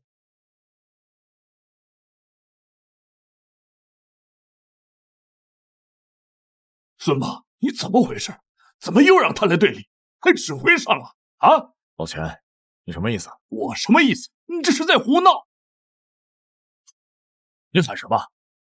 这事我跟老赵说过了。哎，你少拿队长来压我啊！我告诉你，孙猛，你行啊，你居然敢无视纪律！老钱，我知道713案没让你们2组参与，你气不顺。别说没用的，我在说的是纪律，纪律！你这是胡搞乱搞，你这是在犯错，懂吗？行了，老钱，咱俩是平级，还轮不到你来跟我谈纪律。哎，你孙猛，行啊，你给我等着！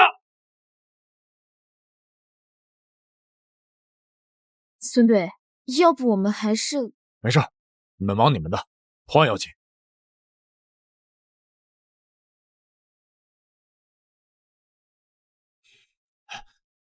署长，国刚，什么事儿这么着急啊？我听小王说你来了一上午了。署长，我要举报孙猛和赵成龙以权谋私，简直是胡搞乱搞。国刚，小点声，注意影响，慢慢说。署长，现在重启1213案的调查，孙猛不知道出去走访找线索，反而又把吴心言那个弟弟找来了。现在整个专案一组被一个孩子指挥的团团转，这难道不是乱搞吗？吴楠，对，就是他。现在整个警局都把他传得神乎其神，说713案是他一个人办的，把所有以前干警的功劳全抹杀了。处长，我记得您上次在会议上一再强调纪律，可孙猛完全无视您的话，已经开始乱搞。我看他为了功劳都快失心疯了。哎，行了，郭刚，你也不用这么激动，你先去吧。这件事儿啊，我会处理的。哎，去吧去吧。是。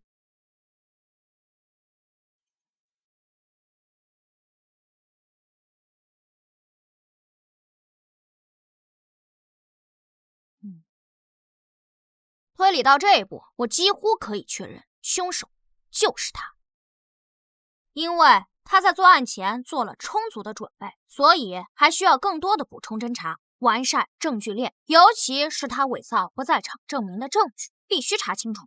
从逻辑上来讲，他作案的可能性有80%。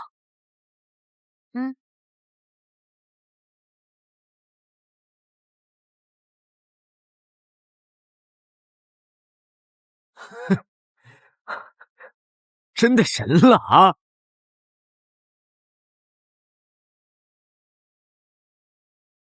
喂，署长，我这正要马上到办公室来。是。老郑，你这不是瞎胡闹吗？署长，气大伤身，是不是那个钱国刚来过了？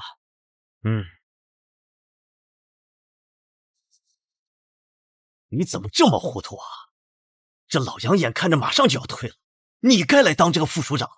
你这个时候，你怎么还这么胡闹啊？就孙猛那个脾气，跟火药桶似的，你怎么也跟着一起？不是，署长，其实不是啊！你让一个9岁的孩子来指挥你们，这传出去什么影响啊？这事如果要传到市厅里，你什么责任？我认为我们做刑警的，一切以破案、为被害人讨回公道为目的。至于方法，行，破案，你说的轻松。1213案，当时我们查了多久？派了多少警力？排查了多少人？结果呢？线索全断了。这不是靠简单的推理就能够破的案。我承认，吴楠他确实擅长推理，但他没学过刑侦呐。我劝你啊，不要异想天开。他是个好苗子，但他不是神仙。署长，他只要能破案……哎，停！署长，我实话跟您说了，其实1213案，吴楠已经发现了一些非常重要的新线索，基本上可以敲定犯罪嫌疑人了。只不过还要做一些补充的侦查，因为推理的因素比较多，实质性的证据还有所缺乏。你有多少把握？吴楠认为有9成，我认为5成。署长，其实我想，关于这个案子，它有一定的特殊。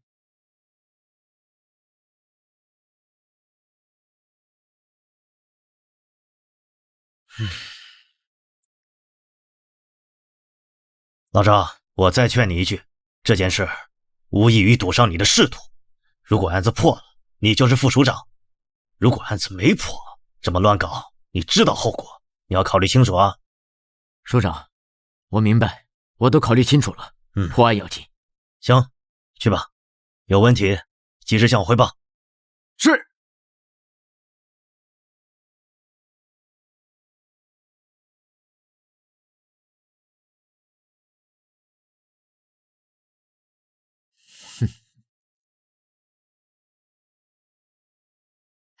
听说了吗？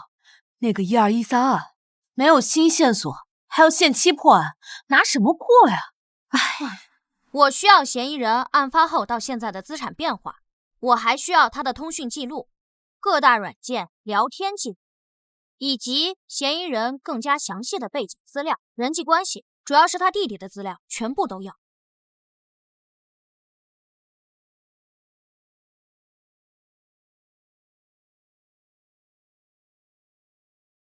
可以确定他伪造了不在场证明。抓人吧！好，开始行动。小王，你去联系曼河警方，把所有的资料准备好。老孙啊，监听设备一定带上。OK。等一下，署长的电话。喂，署长，有人向市厅举报，说你们无组织无纪律，听了一个9岁孩子指挥，胡乱办案。刚才市长亲自给我打了电话，让你们马上停止对此案的侦查。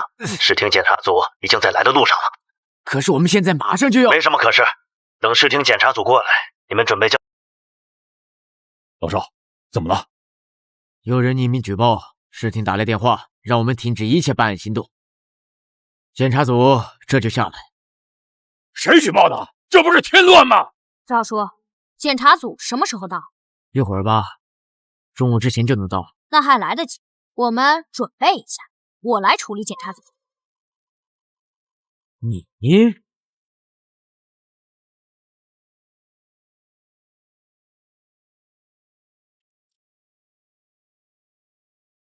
老楚啊，你说说你是怎么搞的呀？啊，咱们市今年工作的重点就在刑侦方面，你到底……何市长，其实这件事，也不是。来，咱们进去说吧。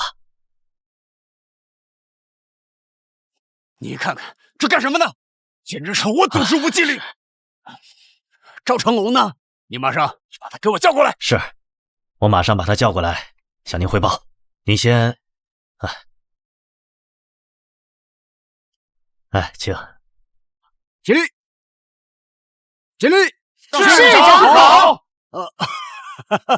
好，大家好啊，都请坐啊。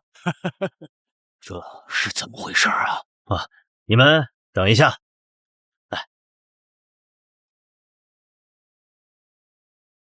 您这是搞什么呀？啊，给我下！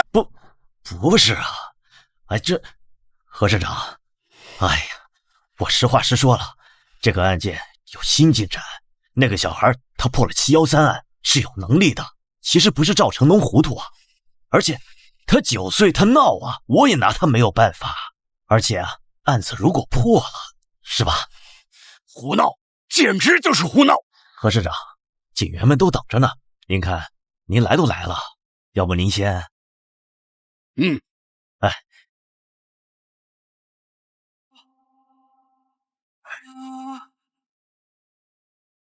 老赵，你出来一下。是。市长，小赵，你是怎么回事啊？市长，其实1213案我们已经有了突破性的进展，可以马上向您汇报。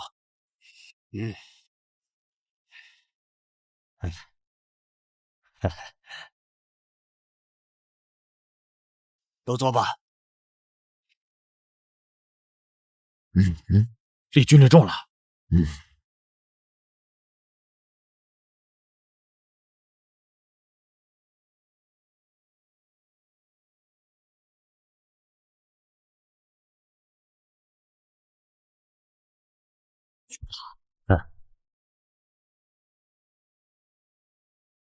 白痴啊！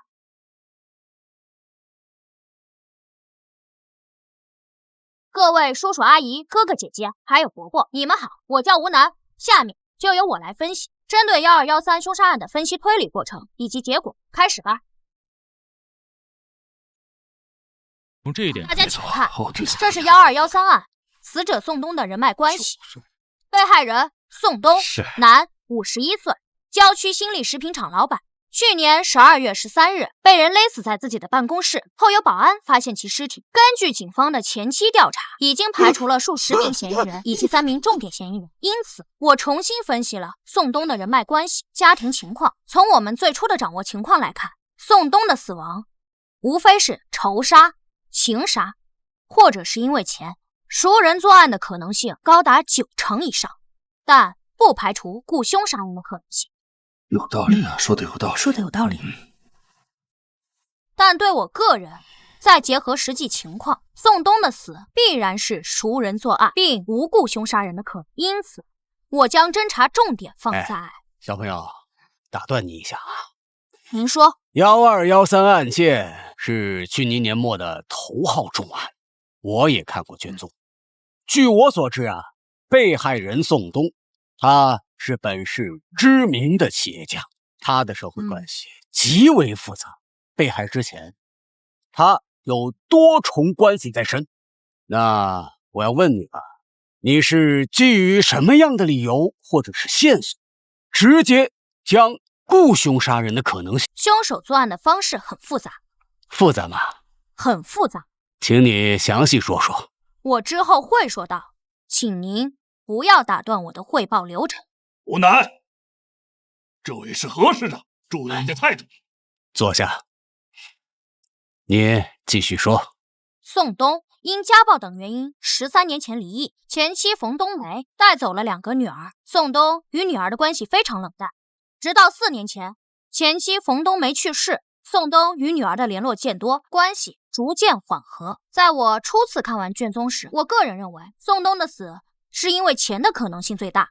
首先要怀疑对象是财务主管傅娇娇，她是宋东的姘头，并在宋东死亡后参与了遗产争夺战。但我很快又排除对傅娇娇的怀疑，因为经过分析，我发现活着的宋东比死亡的宋东对傅娇娇的好处更大。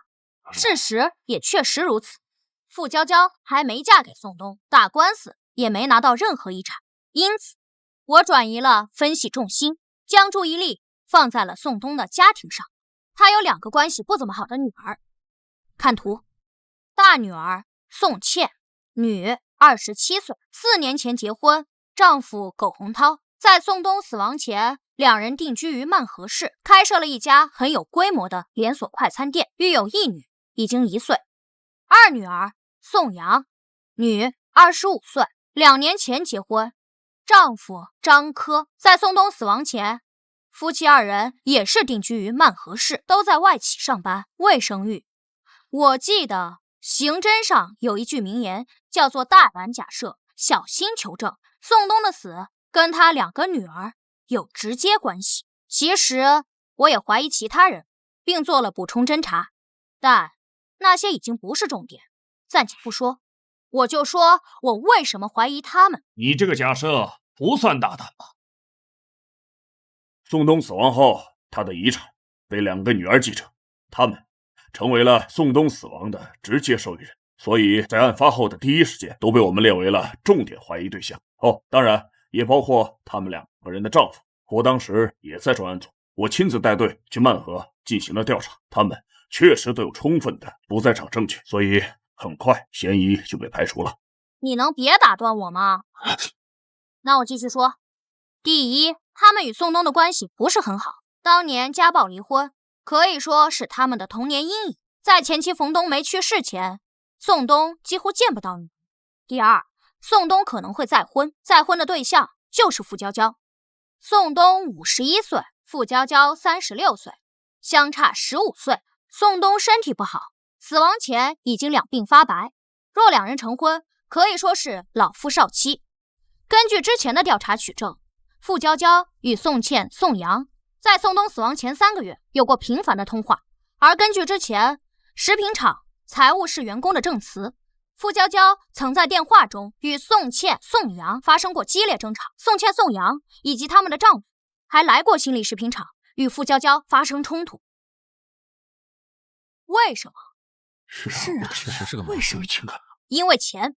宋东身体不好，他们怕傅娇娇嫁给宋东，将来会拿到宋东的所有财产，甚至他们知道自己与父亲关系不好，他怕宋东在傅娇娇的蛊惑下提前立下遗嘱，将财产全部留给傅娇娇，所以他们将傅娇娇视为眼中钉。然而傅娇娇没有被害，死的却是宋东。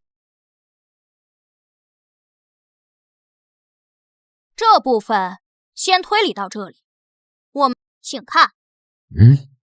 这是新力食品厂12个厂区监控，每一个监控都覆盖大量厂区范围，只在厂房后、办公楼后存在监控死角。所以我认为杀害宋东的是熟人，才能对新力食品厂熟悉，所以才能在作案前后完全避开厂区监控。宋东死亡时间是在夜里9点10分左右，凶手是从后窗翻入办公室，从后用绳子勒死了宋东，又翻窗离开。那么疑问出现，凶手是如何打开窗户的？这很重要。怎么打开是？对，当然可能就是宋东忘了关窗户，但去年12月冰城早已降温，全天气温维持在12度到17度之间，而警察接到报案赶到现场时，空调制热是开着的，那么也就是说宋东不应该开窗户。另外，宋东办公室的窗户是平开式，并非横拉式，此类窗户还有气密胶条，在关闭时如果不反锁锁好，窗户会弹开缝隙，很难关严。而在正常人使用的情况下来说，关窗户时一定会随手锁上。以上我有充足的理由判断，被害人宋东在死亡前理应是在屋内吹着空调，而窗户属于内部上锁状态。而根据现场勘查，窗户已经打开状态，且并未破坏，这就很奇怪了。凶手既然是翻窗进，作案后又翻窗离开，那么凶手一开始是如何在外面打开窗户的？是啊，这个问题是啊，怎么进来？凶手是怎么？刚刚这位伯伯问我为什么直接排除雇凶杀人案，凶手作案看似简单，实际上却做了许多准备。凶手需要潜入一个满是24小时的监控工厂，打开那一扇根本不可能打开的窗户，在作案后全身而退。从作案风险、从复杂性来说，这不符合一个被雇佣亡命徒的作案特征。如果真有一个这样被雇佣的傻子，站在便于谋杀的角度，我认为凶手一定会在工厂外蹲守，寻找夜飞风高制造车祸的事。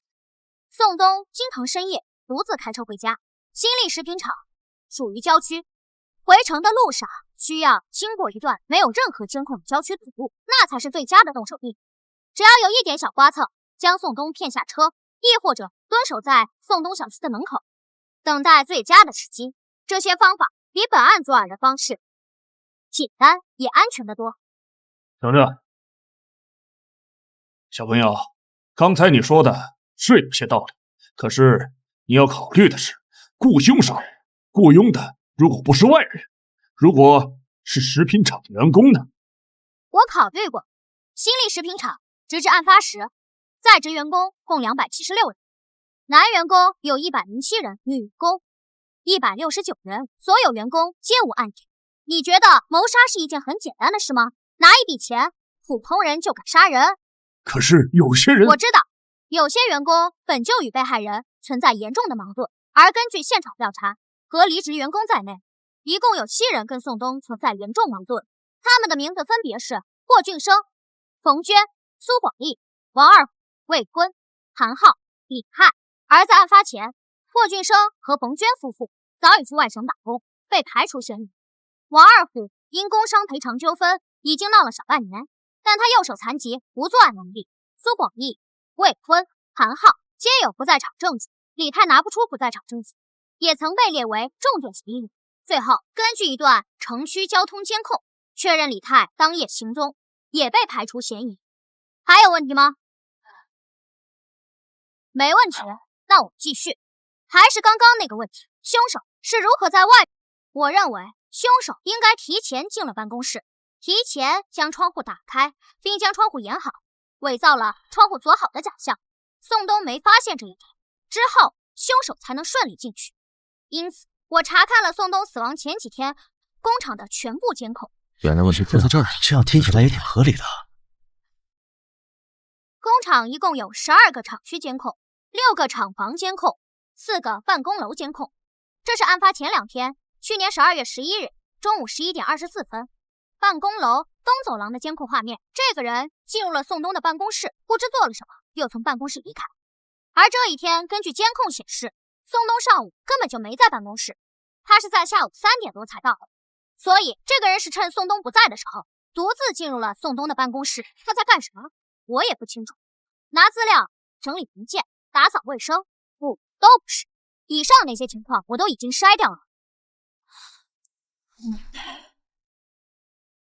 在宋东不在的情况下，进入其办公室，往往都是需要一个极为正当的理由。而这个人，我不觉得他有什么正当的理由，他就不是新力食品厂的员工。视频截图可能看不清楚，但经过特征对比，几乎可以确定，这个人就是宋东的大女婿苟洪涛。还真是啊！案发前2日中午，趁宋东不在的时候，苟洪涛进入其办公室，停留7分钟才离开。他去做了什么，我也不得而知。但我认为，他把办公室的后窗打开，利用东西将窗户掩好，为谋害宋东做了准备。这确实是一场非常大胆的设想。很异想天开，对吧？我为什么要这么说？但是，小朋友，不好意思啊，我再打断你一下。你的关于窗户的推理呀，有道理，不过呀，也只是推测而已，并没有任何的实证啊！尤其是对苟洪涛曾经进入办公室的这段分析啊，我觉得完全是主观臆断。根据我上次看过的报告啊，宋东和大女儿一家在最近的1年内来往极其频繁，而且其女婿苟洪涛也曾经多次去厂里头找过他的岳父宋东。你所发现的这一次啊，其实并非是第一次。那你看啊，我可不可以这样来推测啊？苟洪涛在案发前2日去找宋东，进到厂里之后，发现宋东没有在办公室，他就在办公室坐到沙发上等了一会儿，等过之后他才离开，这样也有道理，对吧？而你呢，直接认为他这么做是为谋杀在做准备，这样是不是过于草率啊？但是我刚刚说了，但是什么呀？确实，仅凭这段监控不足以证明什么。但是，12月11日中午11点24分，苟洪涛走出办公室。11点36分，苟洪涛进入公共食堂。11点51分，苟洪涛走出食堂，点了一支烟向北走。11点52分，苟洪涛从1号厂房北侧的监控下经过。11点56分、12点03分、12点09分、12点15分、12点36分、12点44分、12点48分，苟洪涛分别从1号厂房南、工厂南墙、西侧甬道转角，2号厂房工厂南墙、工厂西墙、2号厂房东厂东墙、办公楼向东北角的监控下经过。工厂一共有12个厂区监控，在短短的1个小时内全部拍到了苟洪涛的身影。这说明什么？说明他今天进入办公室后不知道做了什么，先去食堂吃了饭，而后趁着中午人多，厂区各处都是人的时候，混在人群里，以最不起眼的方式抽着烟，假装打着电话，走走停停，围着工厂转了完整一圈，仔细观察工厂地形。更重要的是观察了监控。苟洪涛认为，只要趁着中午人多，三三两两抽烟闲聊，他混在人群中，就算被监控拍了下来，每个监控画面里的人都不一样，也没人会发现他。正常情况下确实如此。前期调查中没人发现这个，但我发现了，并将信息串联到了一起。而我所截取的这些，都是苟洪涛不仅从监控下经过，还在观察监控。这不是正常人该有的举动。就算有人注意到1次2次也就算了，没有人会全都看一遍，而苟洪涛全都看了。最后12点53分，苟洪涛进入门卫监控室，停留了6分钟离开。他更加直接的去了监控室，只是装出一副路过进去闲聊的样子。我认为他是进去观察了监控的真实拍摄范围，所以他心里在想什么，他的计划是什么。推到这一步，我几乎可以确定苟洪涛与宋东的死脱不了关系，因为他是唯一一个宋东死亡前几日内唯一一个观察过工厂地形以及监控拍摄区域的人。唯一一个。实际上，早在我来警署的第1天，我最先看的就是监控，而当天苟洪涛就是我心里的头号嫌疑人。之后几天的补充侦查，少数是为了排除偶然性，绝大多数都是为了针对他。而我能不能打断一下？我刚刚又重新看了案发后最初的调查资料，以及苟洪涛的口供。他的笔录中写得很清楚，在12月11日，他确实去过工厂。当晚，他又乘坐动车回到了曼河市。案发当天，他从曼河乘飞机飞往京都。被害人宋东死亡时，苟洪涛正在飞机上。之后，我们也经过调查，确认苟洪涛确实登机了。刚刚你说不可能是雇佣杀人，可是苟洪涛又被定为了重点嫌疑对象，可苟洪涛又有不在场的铁证，他不可能是凶手。关于这一点，你说的正是之后我想说的。苟洪涛确实有不在场的证据，我之后会说，请你不要急，请你不要再打断我。苟洪涛被我确立为重点嫌疑人，之后补充侦查，我找到了大女儿宋茜以及其丈夫苟洪涛1年的通话记录、身份证使用情况、银行卡信息、财富变动情况等。我发现了一件很有意思的事：宋东死后发生了遗产纠纷，傅娇娇参与遗产争夺战，最后败诉。之后，宋东的食品厂被估值为4000万，转让到了宋东二女儿的名下，而大女儿宋茜得到了宋东在各地的5套房产、3辆车，全部现金以及一些其他财产。宋东有2套房产，皆在首府京都，售价极为昂贵，5套房产总价近3000万，可以说是宋东的2个女儿平分了宋东的全部遗产。而在今年4月初、4月末、5月初、6月中，宋茜分别向同一账户打款500万、600万、500万、200万，合计打款1800万。而这转账账户持有人名为苟洪波。苟洪波，苟洪波，苟洪涛，这个名字从未出现在原本的调查档案中，但他是谁，大家应该很好判断。苟洪波，苟洪涛，他就是苟洪涛小1岁的亲弟弟。而这个名字之所以没有出现在原本的调查档案里，一来，苟洪波与死者宋东没有直接关系，两人没有任何私交，私下里没有往来，直接查本就查不到；二来，是有人认为苟洪涛的不在场证明是铁证，因此早早断了这条线的追查，自然不会查到其家庭更多情况。铁证很奇怪，宋茜为什么要在警方停止调查后，也就是今年的4月，频繁向自己丈夫的弟弟打款，前后足足打了1800。若是因为有钱，夫妻感情好，宋茜得到的遗产，苟洪涛也能做主。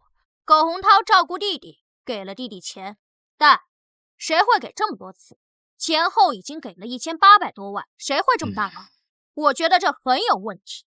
的确是。当然，这只是我的主观推断，并不能说明什么。金钱来往会有很多种，在这里我们暂且不说。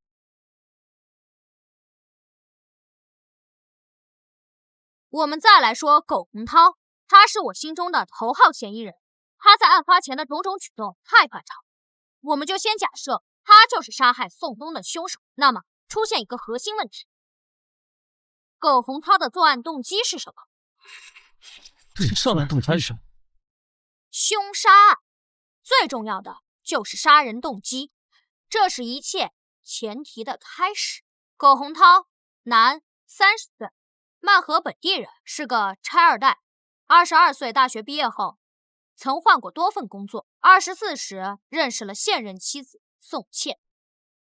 4年前，26岁的苟洪涛与宋茜结婚，两人共同经营快餐店。去年的4月，宋茜为苟洪涛生下一个女儿。值得一提的是，被害人宋东却没有参加女儿的婚礼，他没有收到邀请。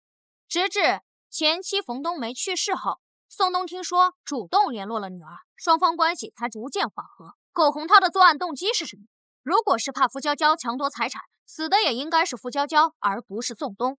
而且之前也提到了，宋东身体不好，何必铤而走险，谋杀一个活不了几年的人，就是为了等紧本就能拿到的财产，这是很不合算的。所以苟洪涛的作案动机是什么？这一点明明在早期调查中就应该发现，可是因为某人认为苟洪涛的不在场证明是铁证，所以直接收盾，不再追查这一条线，以至于错过。不过所幸，我们在补充侦查时有所发现。你也真是宝，那有什么关系？你怎么这清楚？的确，这太牵强。在我来到警署的第2天，孙叔便带人去了曼河进行秘密走访调查，直到昨天下午才回来。他为我找到了答案。6年前，苟洪涛开了一家名为汉乐堡炸鸡快餐的快餐店，同年认识了宋茜，2年后两人结婚，一起经营这个快餐店。3年前，快餐店开展连锁经营，直至2年前，快餐店扩大到5家店经营。但在那之后，汉乐宝炸鸡快餐由盛转衰。去年1月到去年12月，葛洪涛的汉乐宝炸鸡先后关闭2家门店，4月又关闭1家，直至案发前，汉乐宝炸鸡快餐只剩下2家还在营业，一家由葛洪涛、宋茜夫妻经营，一家由葛洪涛的弟弟葛洪波代理经营，但全都在赔钱。去年1月到去年11月，葛洪涛夫妇的财产急剧收缩，2家店的店租、快餐材料成本、水电、人工开支等等，每月高达14万，其中店租就要有7万。葛洪涛与宋茜入不敷出，而2人的负债高峰是在去年的6月，高达57万。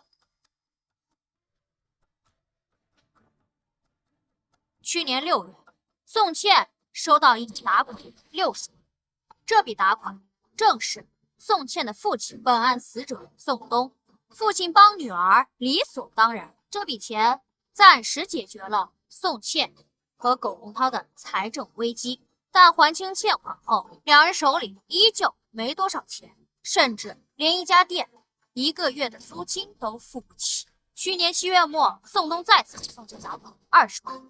去年8月末，宋东又一次给宋茜打款20万。3次打款，合计打款100万元。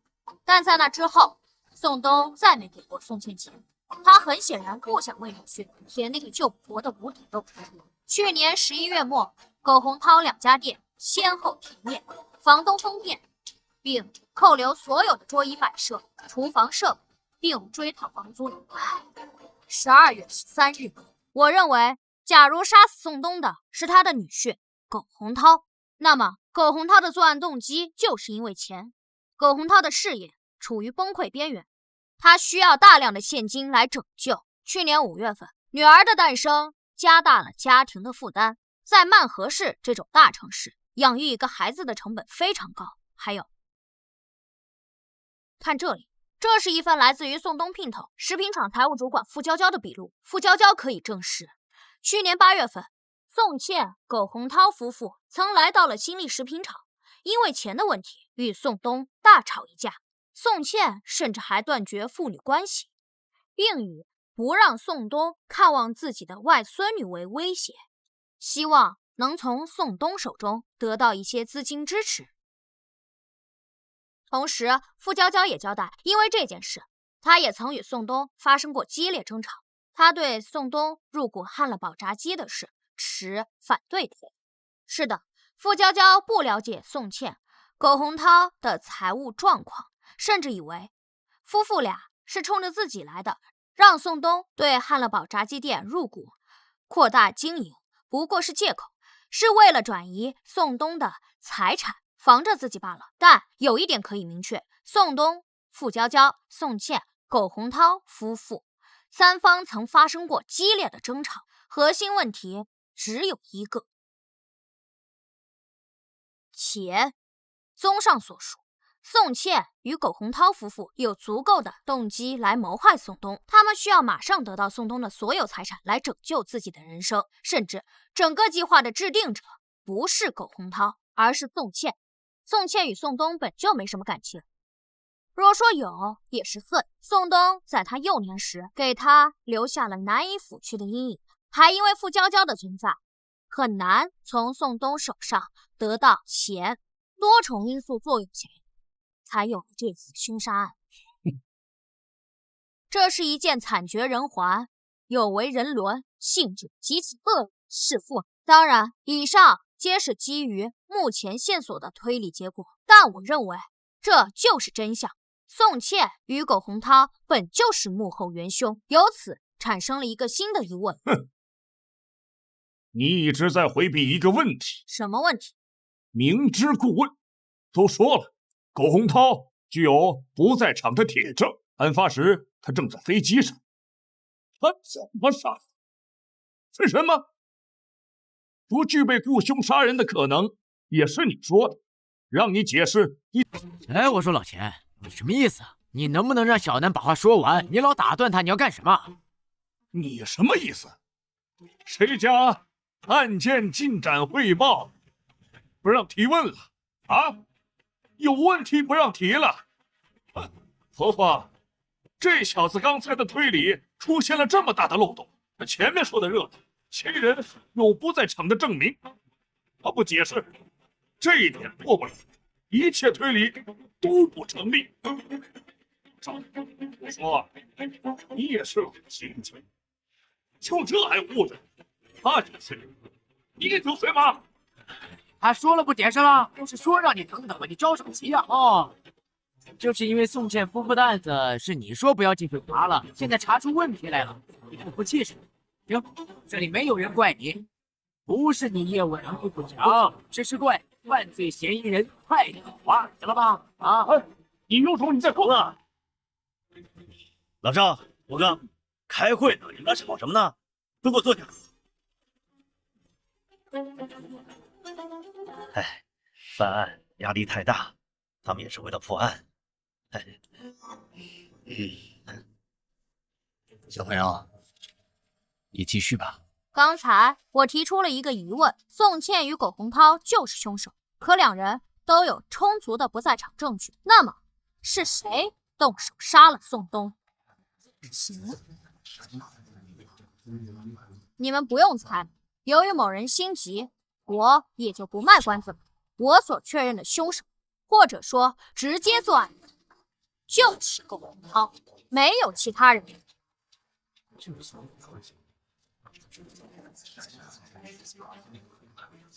哎，他不是有不在场证明吗？他怎么杀？其实最开始推理到这里，我也很疑惑，明明线索都指向苟洪涛，可是苟洪涛在案发时都已经登机了，他不可能作案。那么是谁杀了他？如此反常的问题，会是我推断错了？不，我没错。你认识这个人吗？苟洪涛？错，他是苟洪波。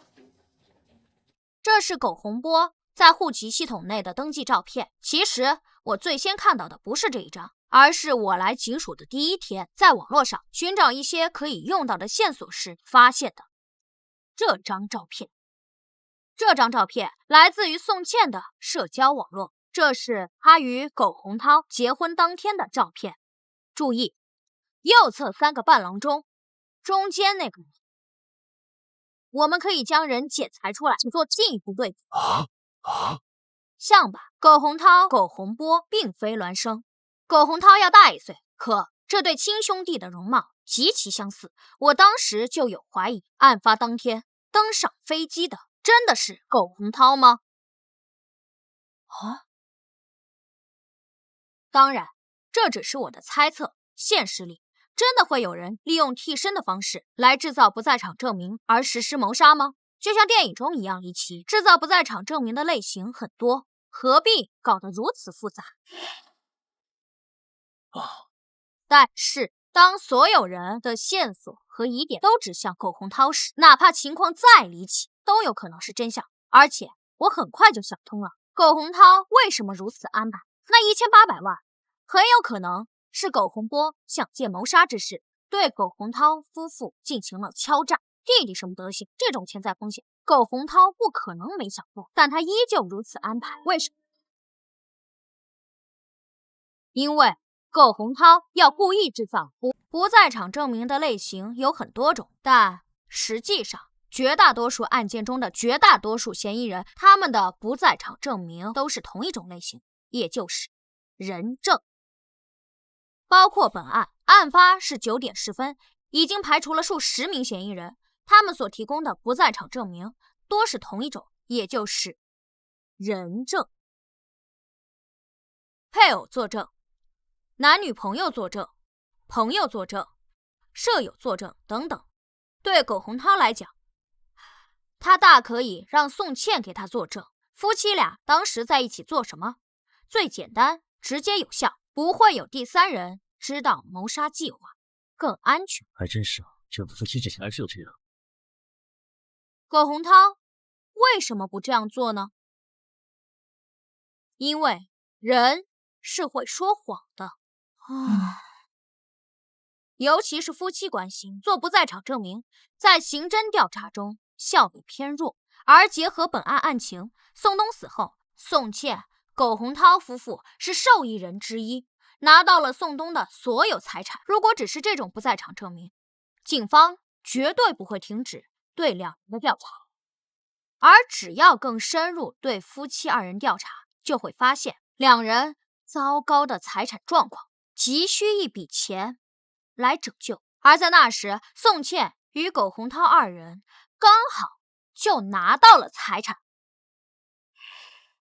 我认为苟洪涛一定是想到了这些，而很多问题是难以掩盖的，所以他计划制造不在场证明的铁证，目的就是让警方早早停止对他们夫妻二人的调查。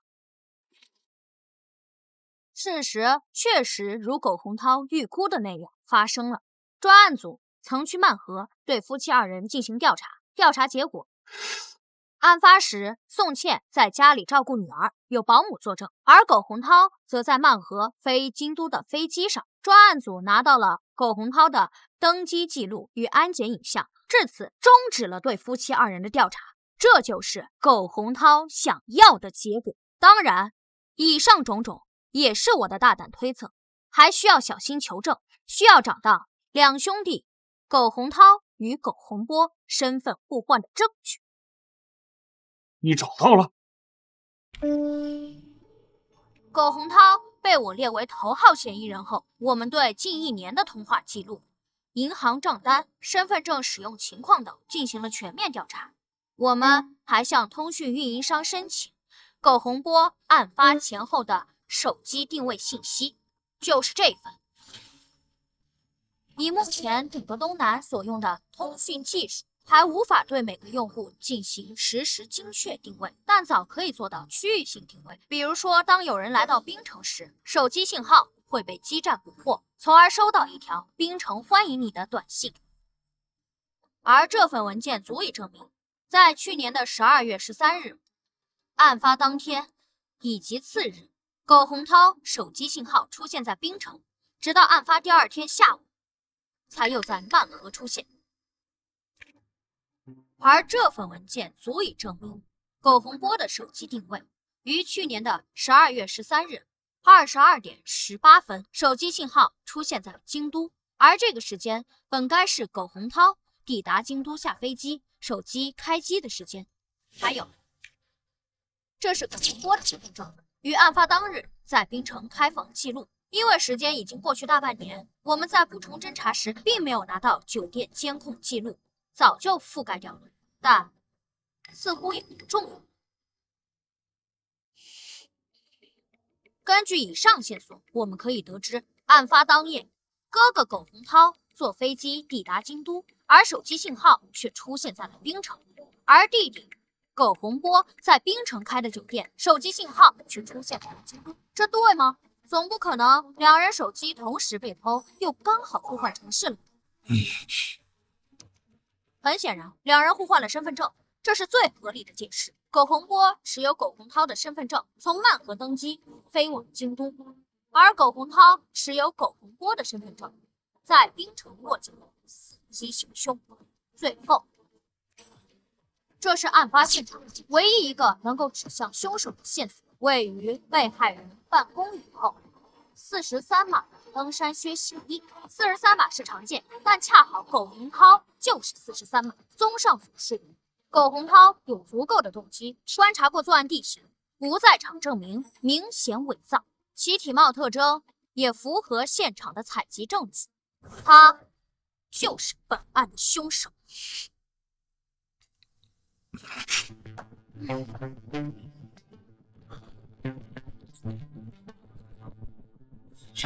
抓住！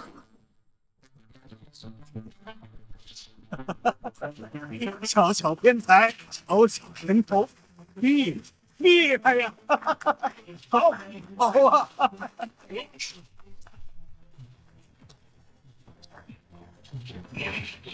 厉害，精彩！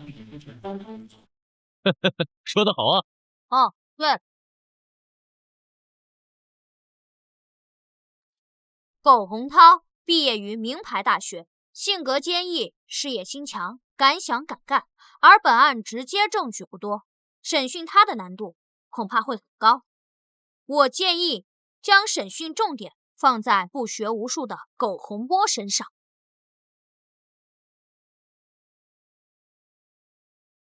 你们凭什么抓我呀？我犯了什么罪？凭什么抓我呀？苟洪波，你哥苟洪涛可是都招了，你还想扛到什么时候？招了？招什么？跟我有什么关系？他跟我们说呀，你杀了他的岳父宋东，并且在事后瓜分了1800万，他可交代的清清楚楚，你还想抵赖吗？啥？我杀的？不是你还能是谁？坦白从宽，抗拒从严，否则……不是我，不是我呀！人是我哥杀的，是苟洪涛杀的。怎么可能啊？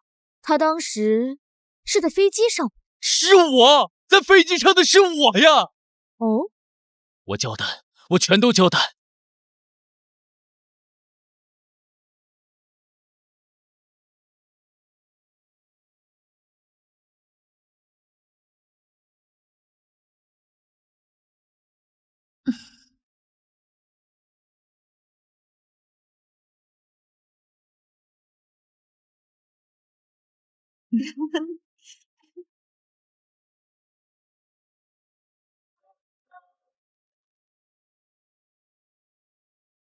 因为大家的照顾。哎，怎么没看见老钱呢？体检出现了问题，住院了，恐怕要病退了。真病了？听说还是小南告诉他的。别看这2个人不对付，小南还是救了他一命。这小子还真舍得呀！是啊，连破大案，刑侦天才。这小子长大以后一定会是一名优秀的警察，不对，应该说是神探。怎么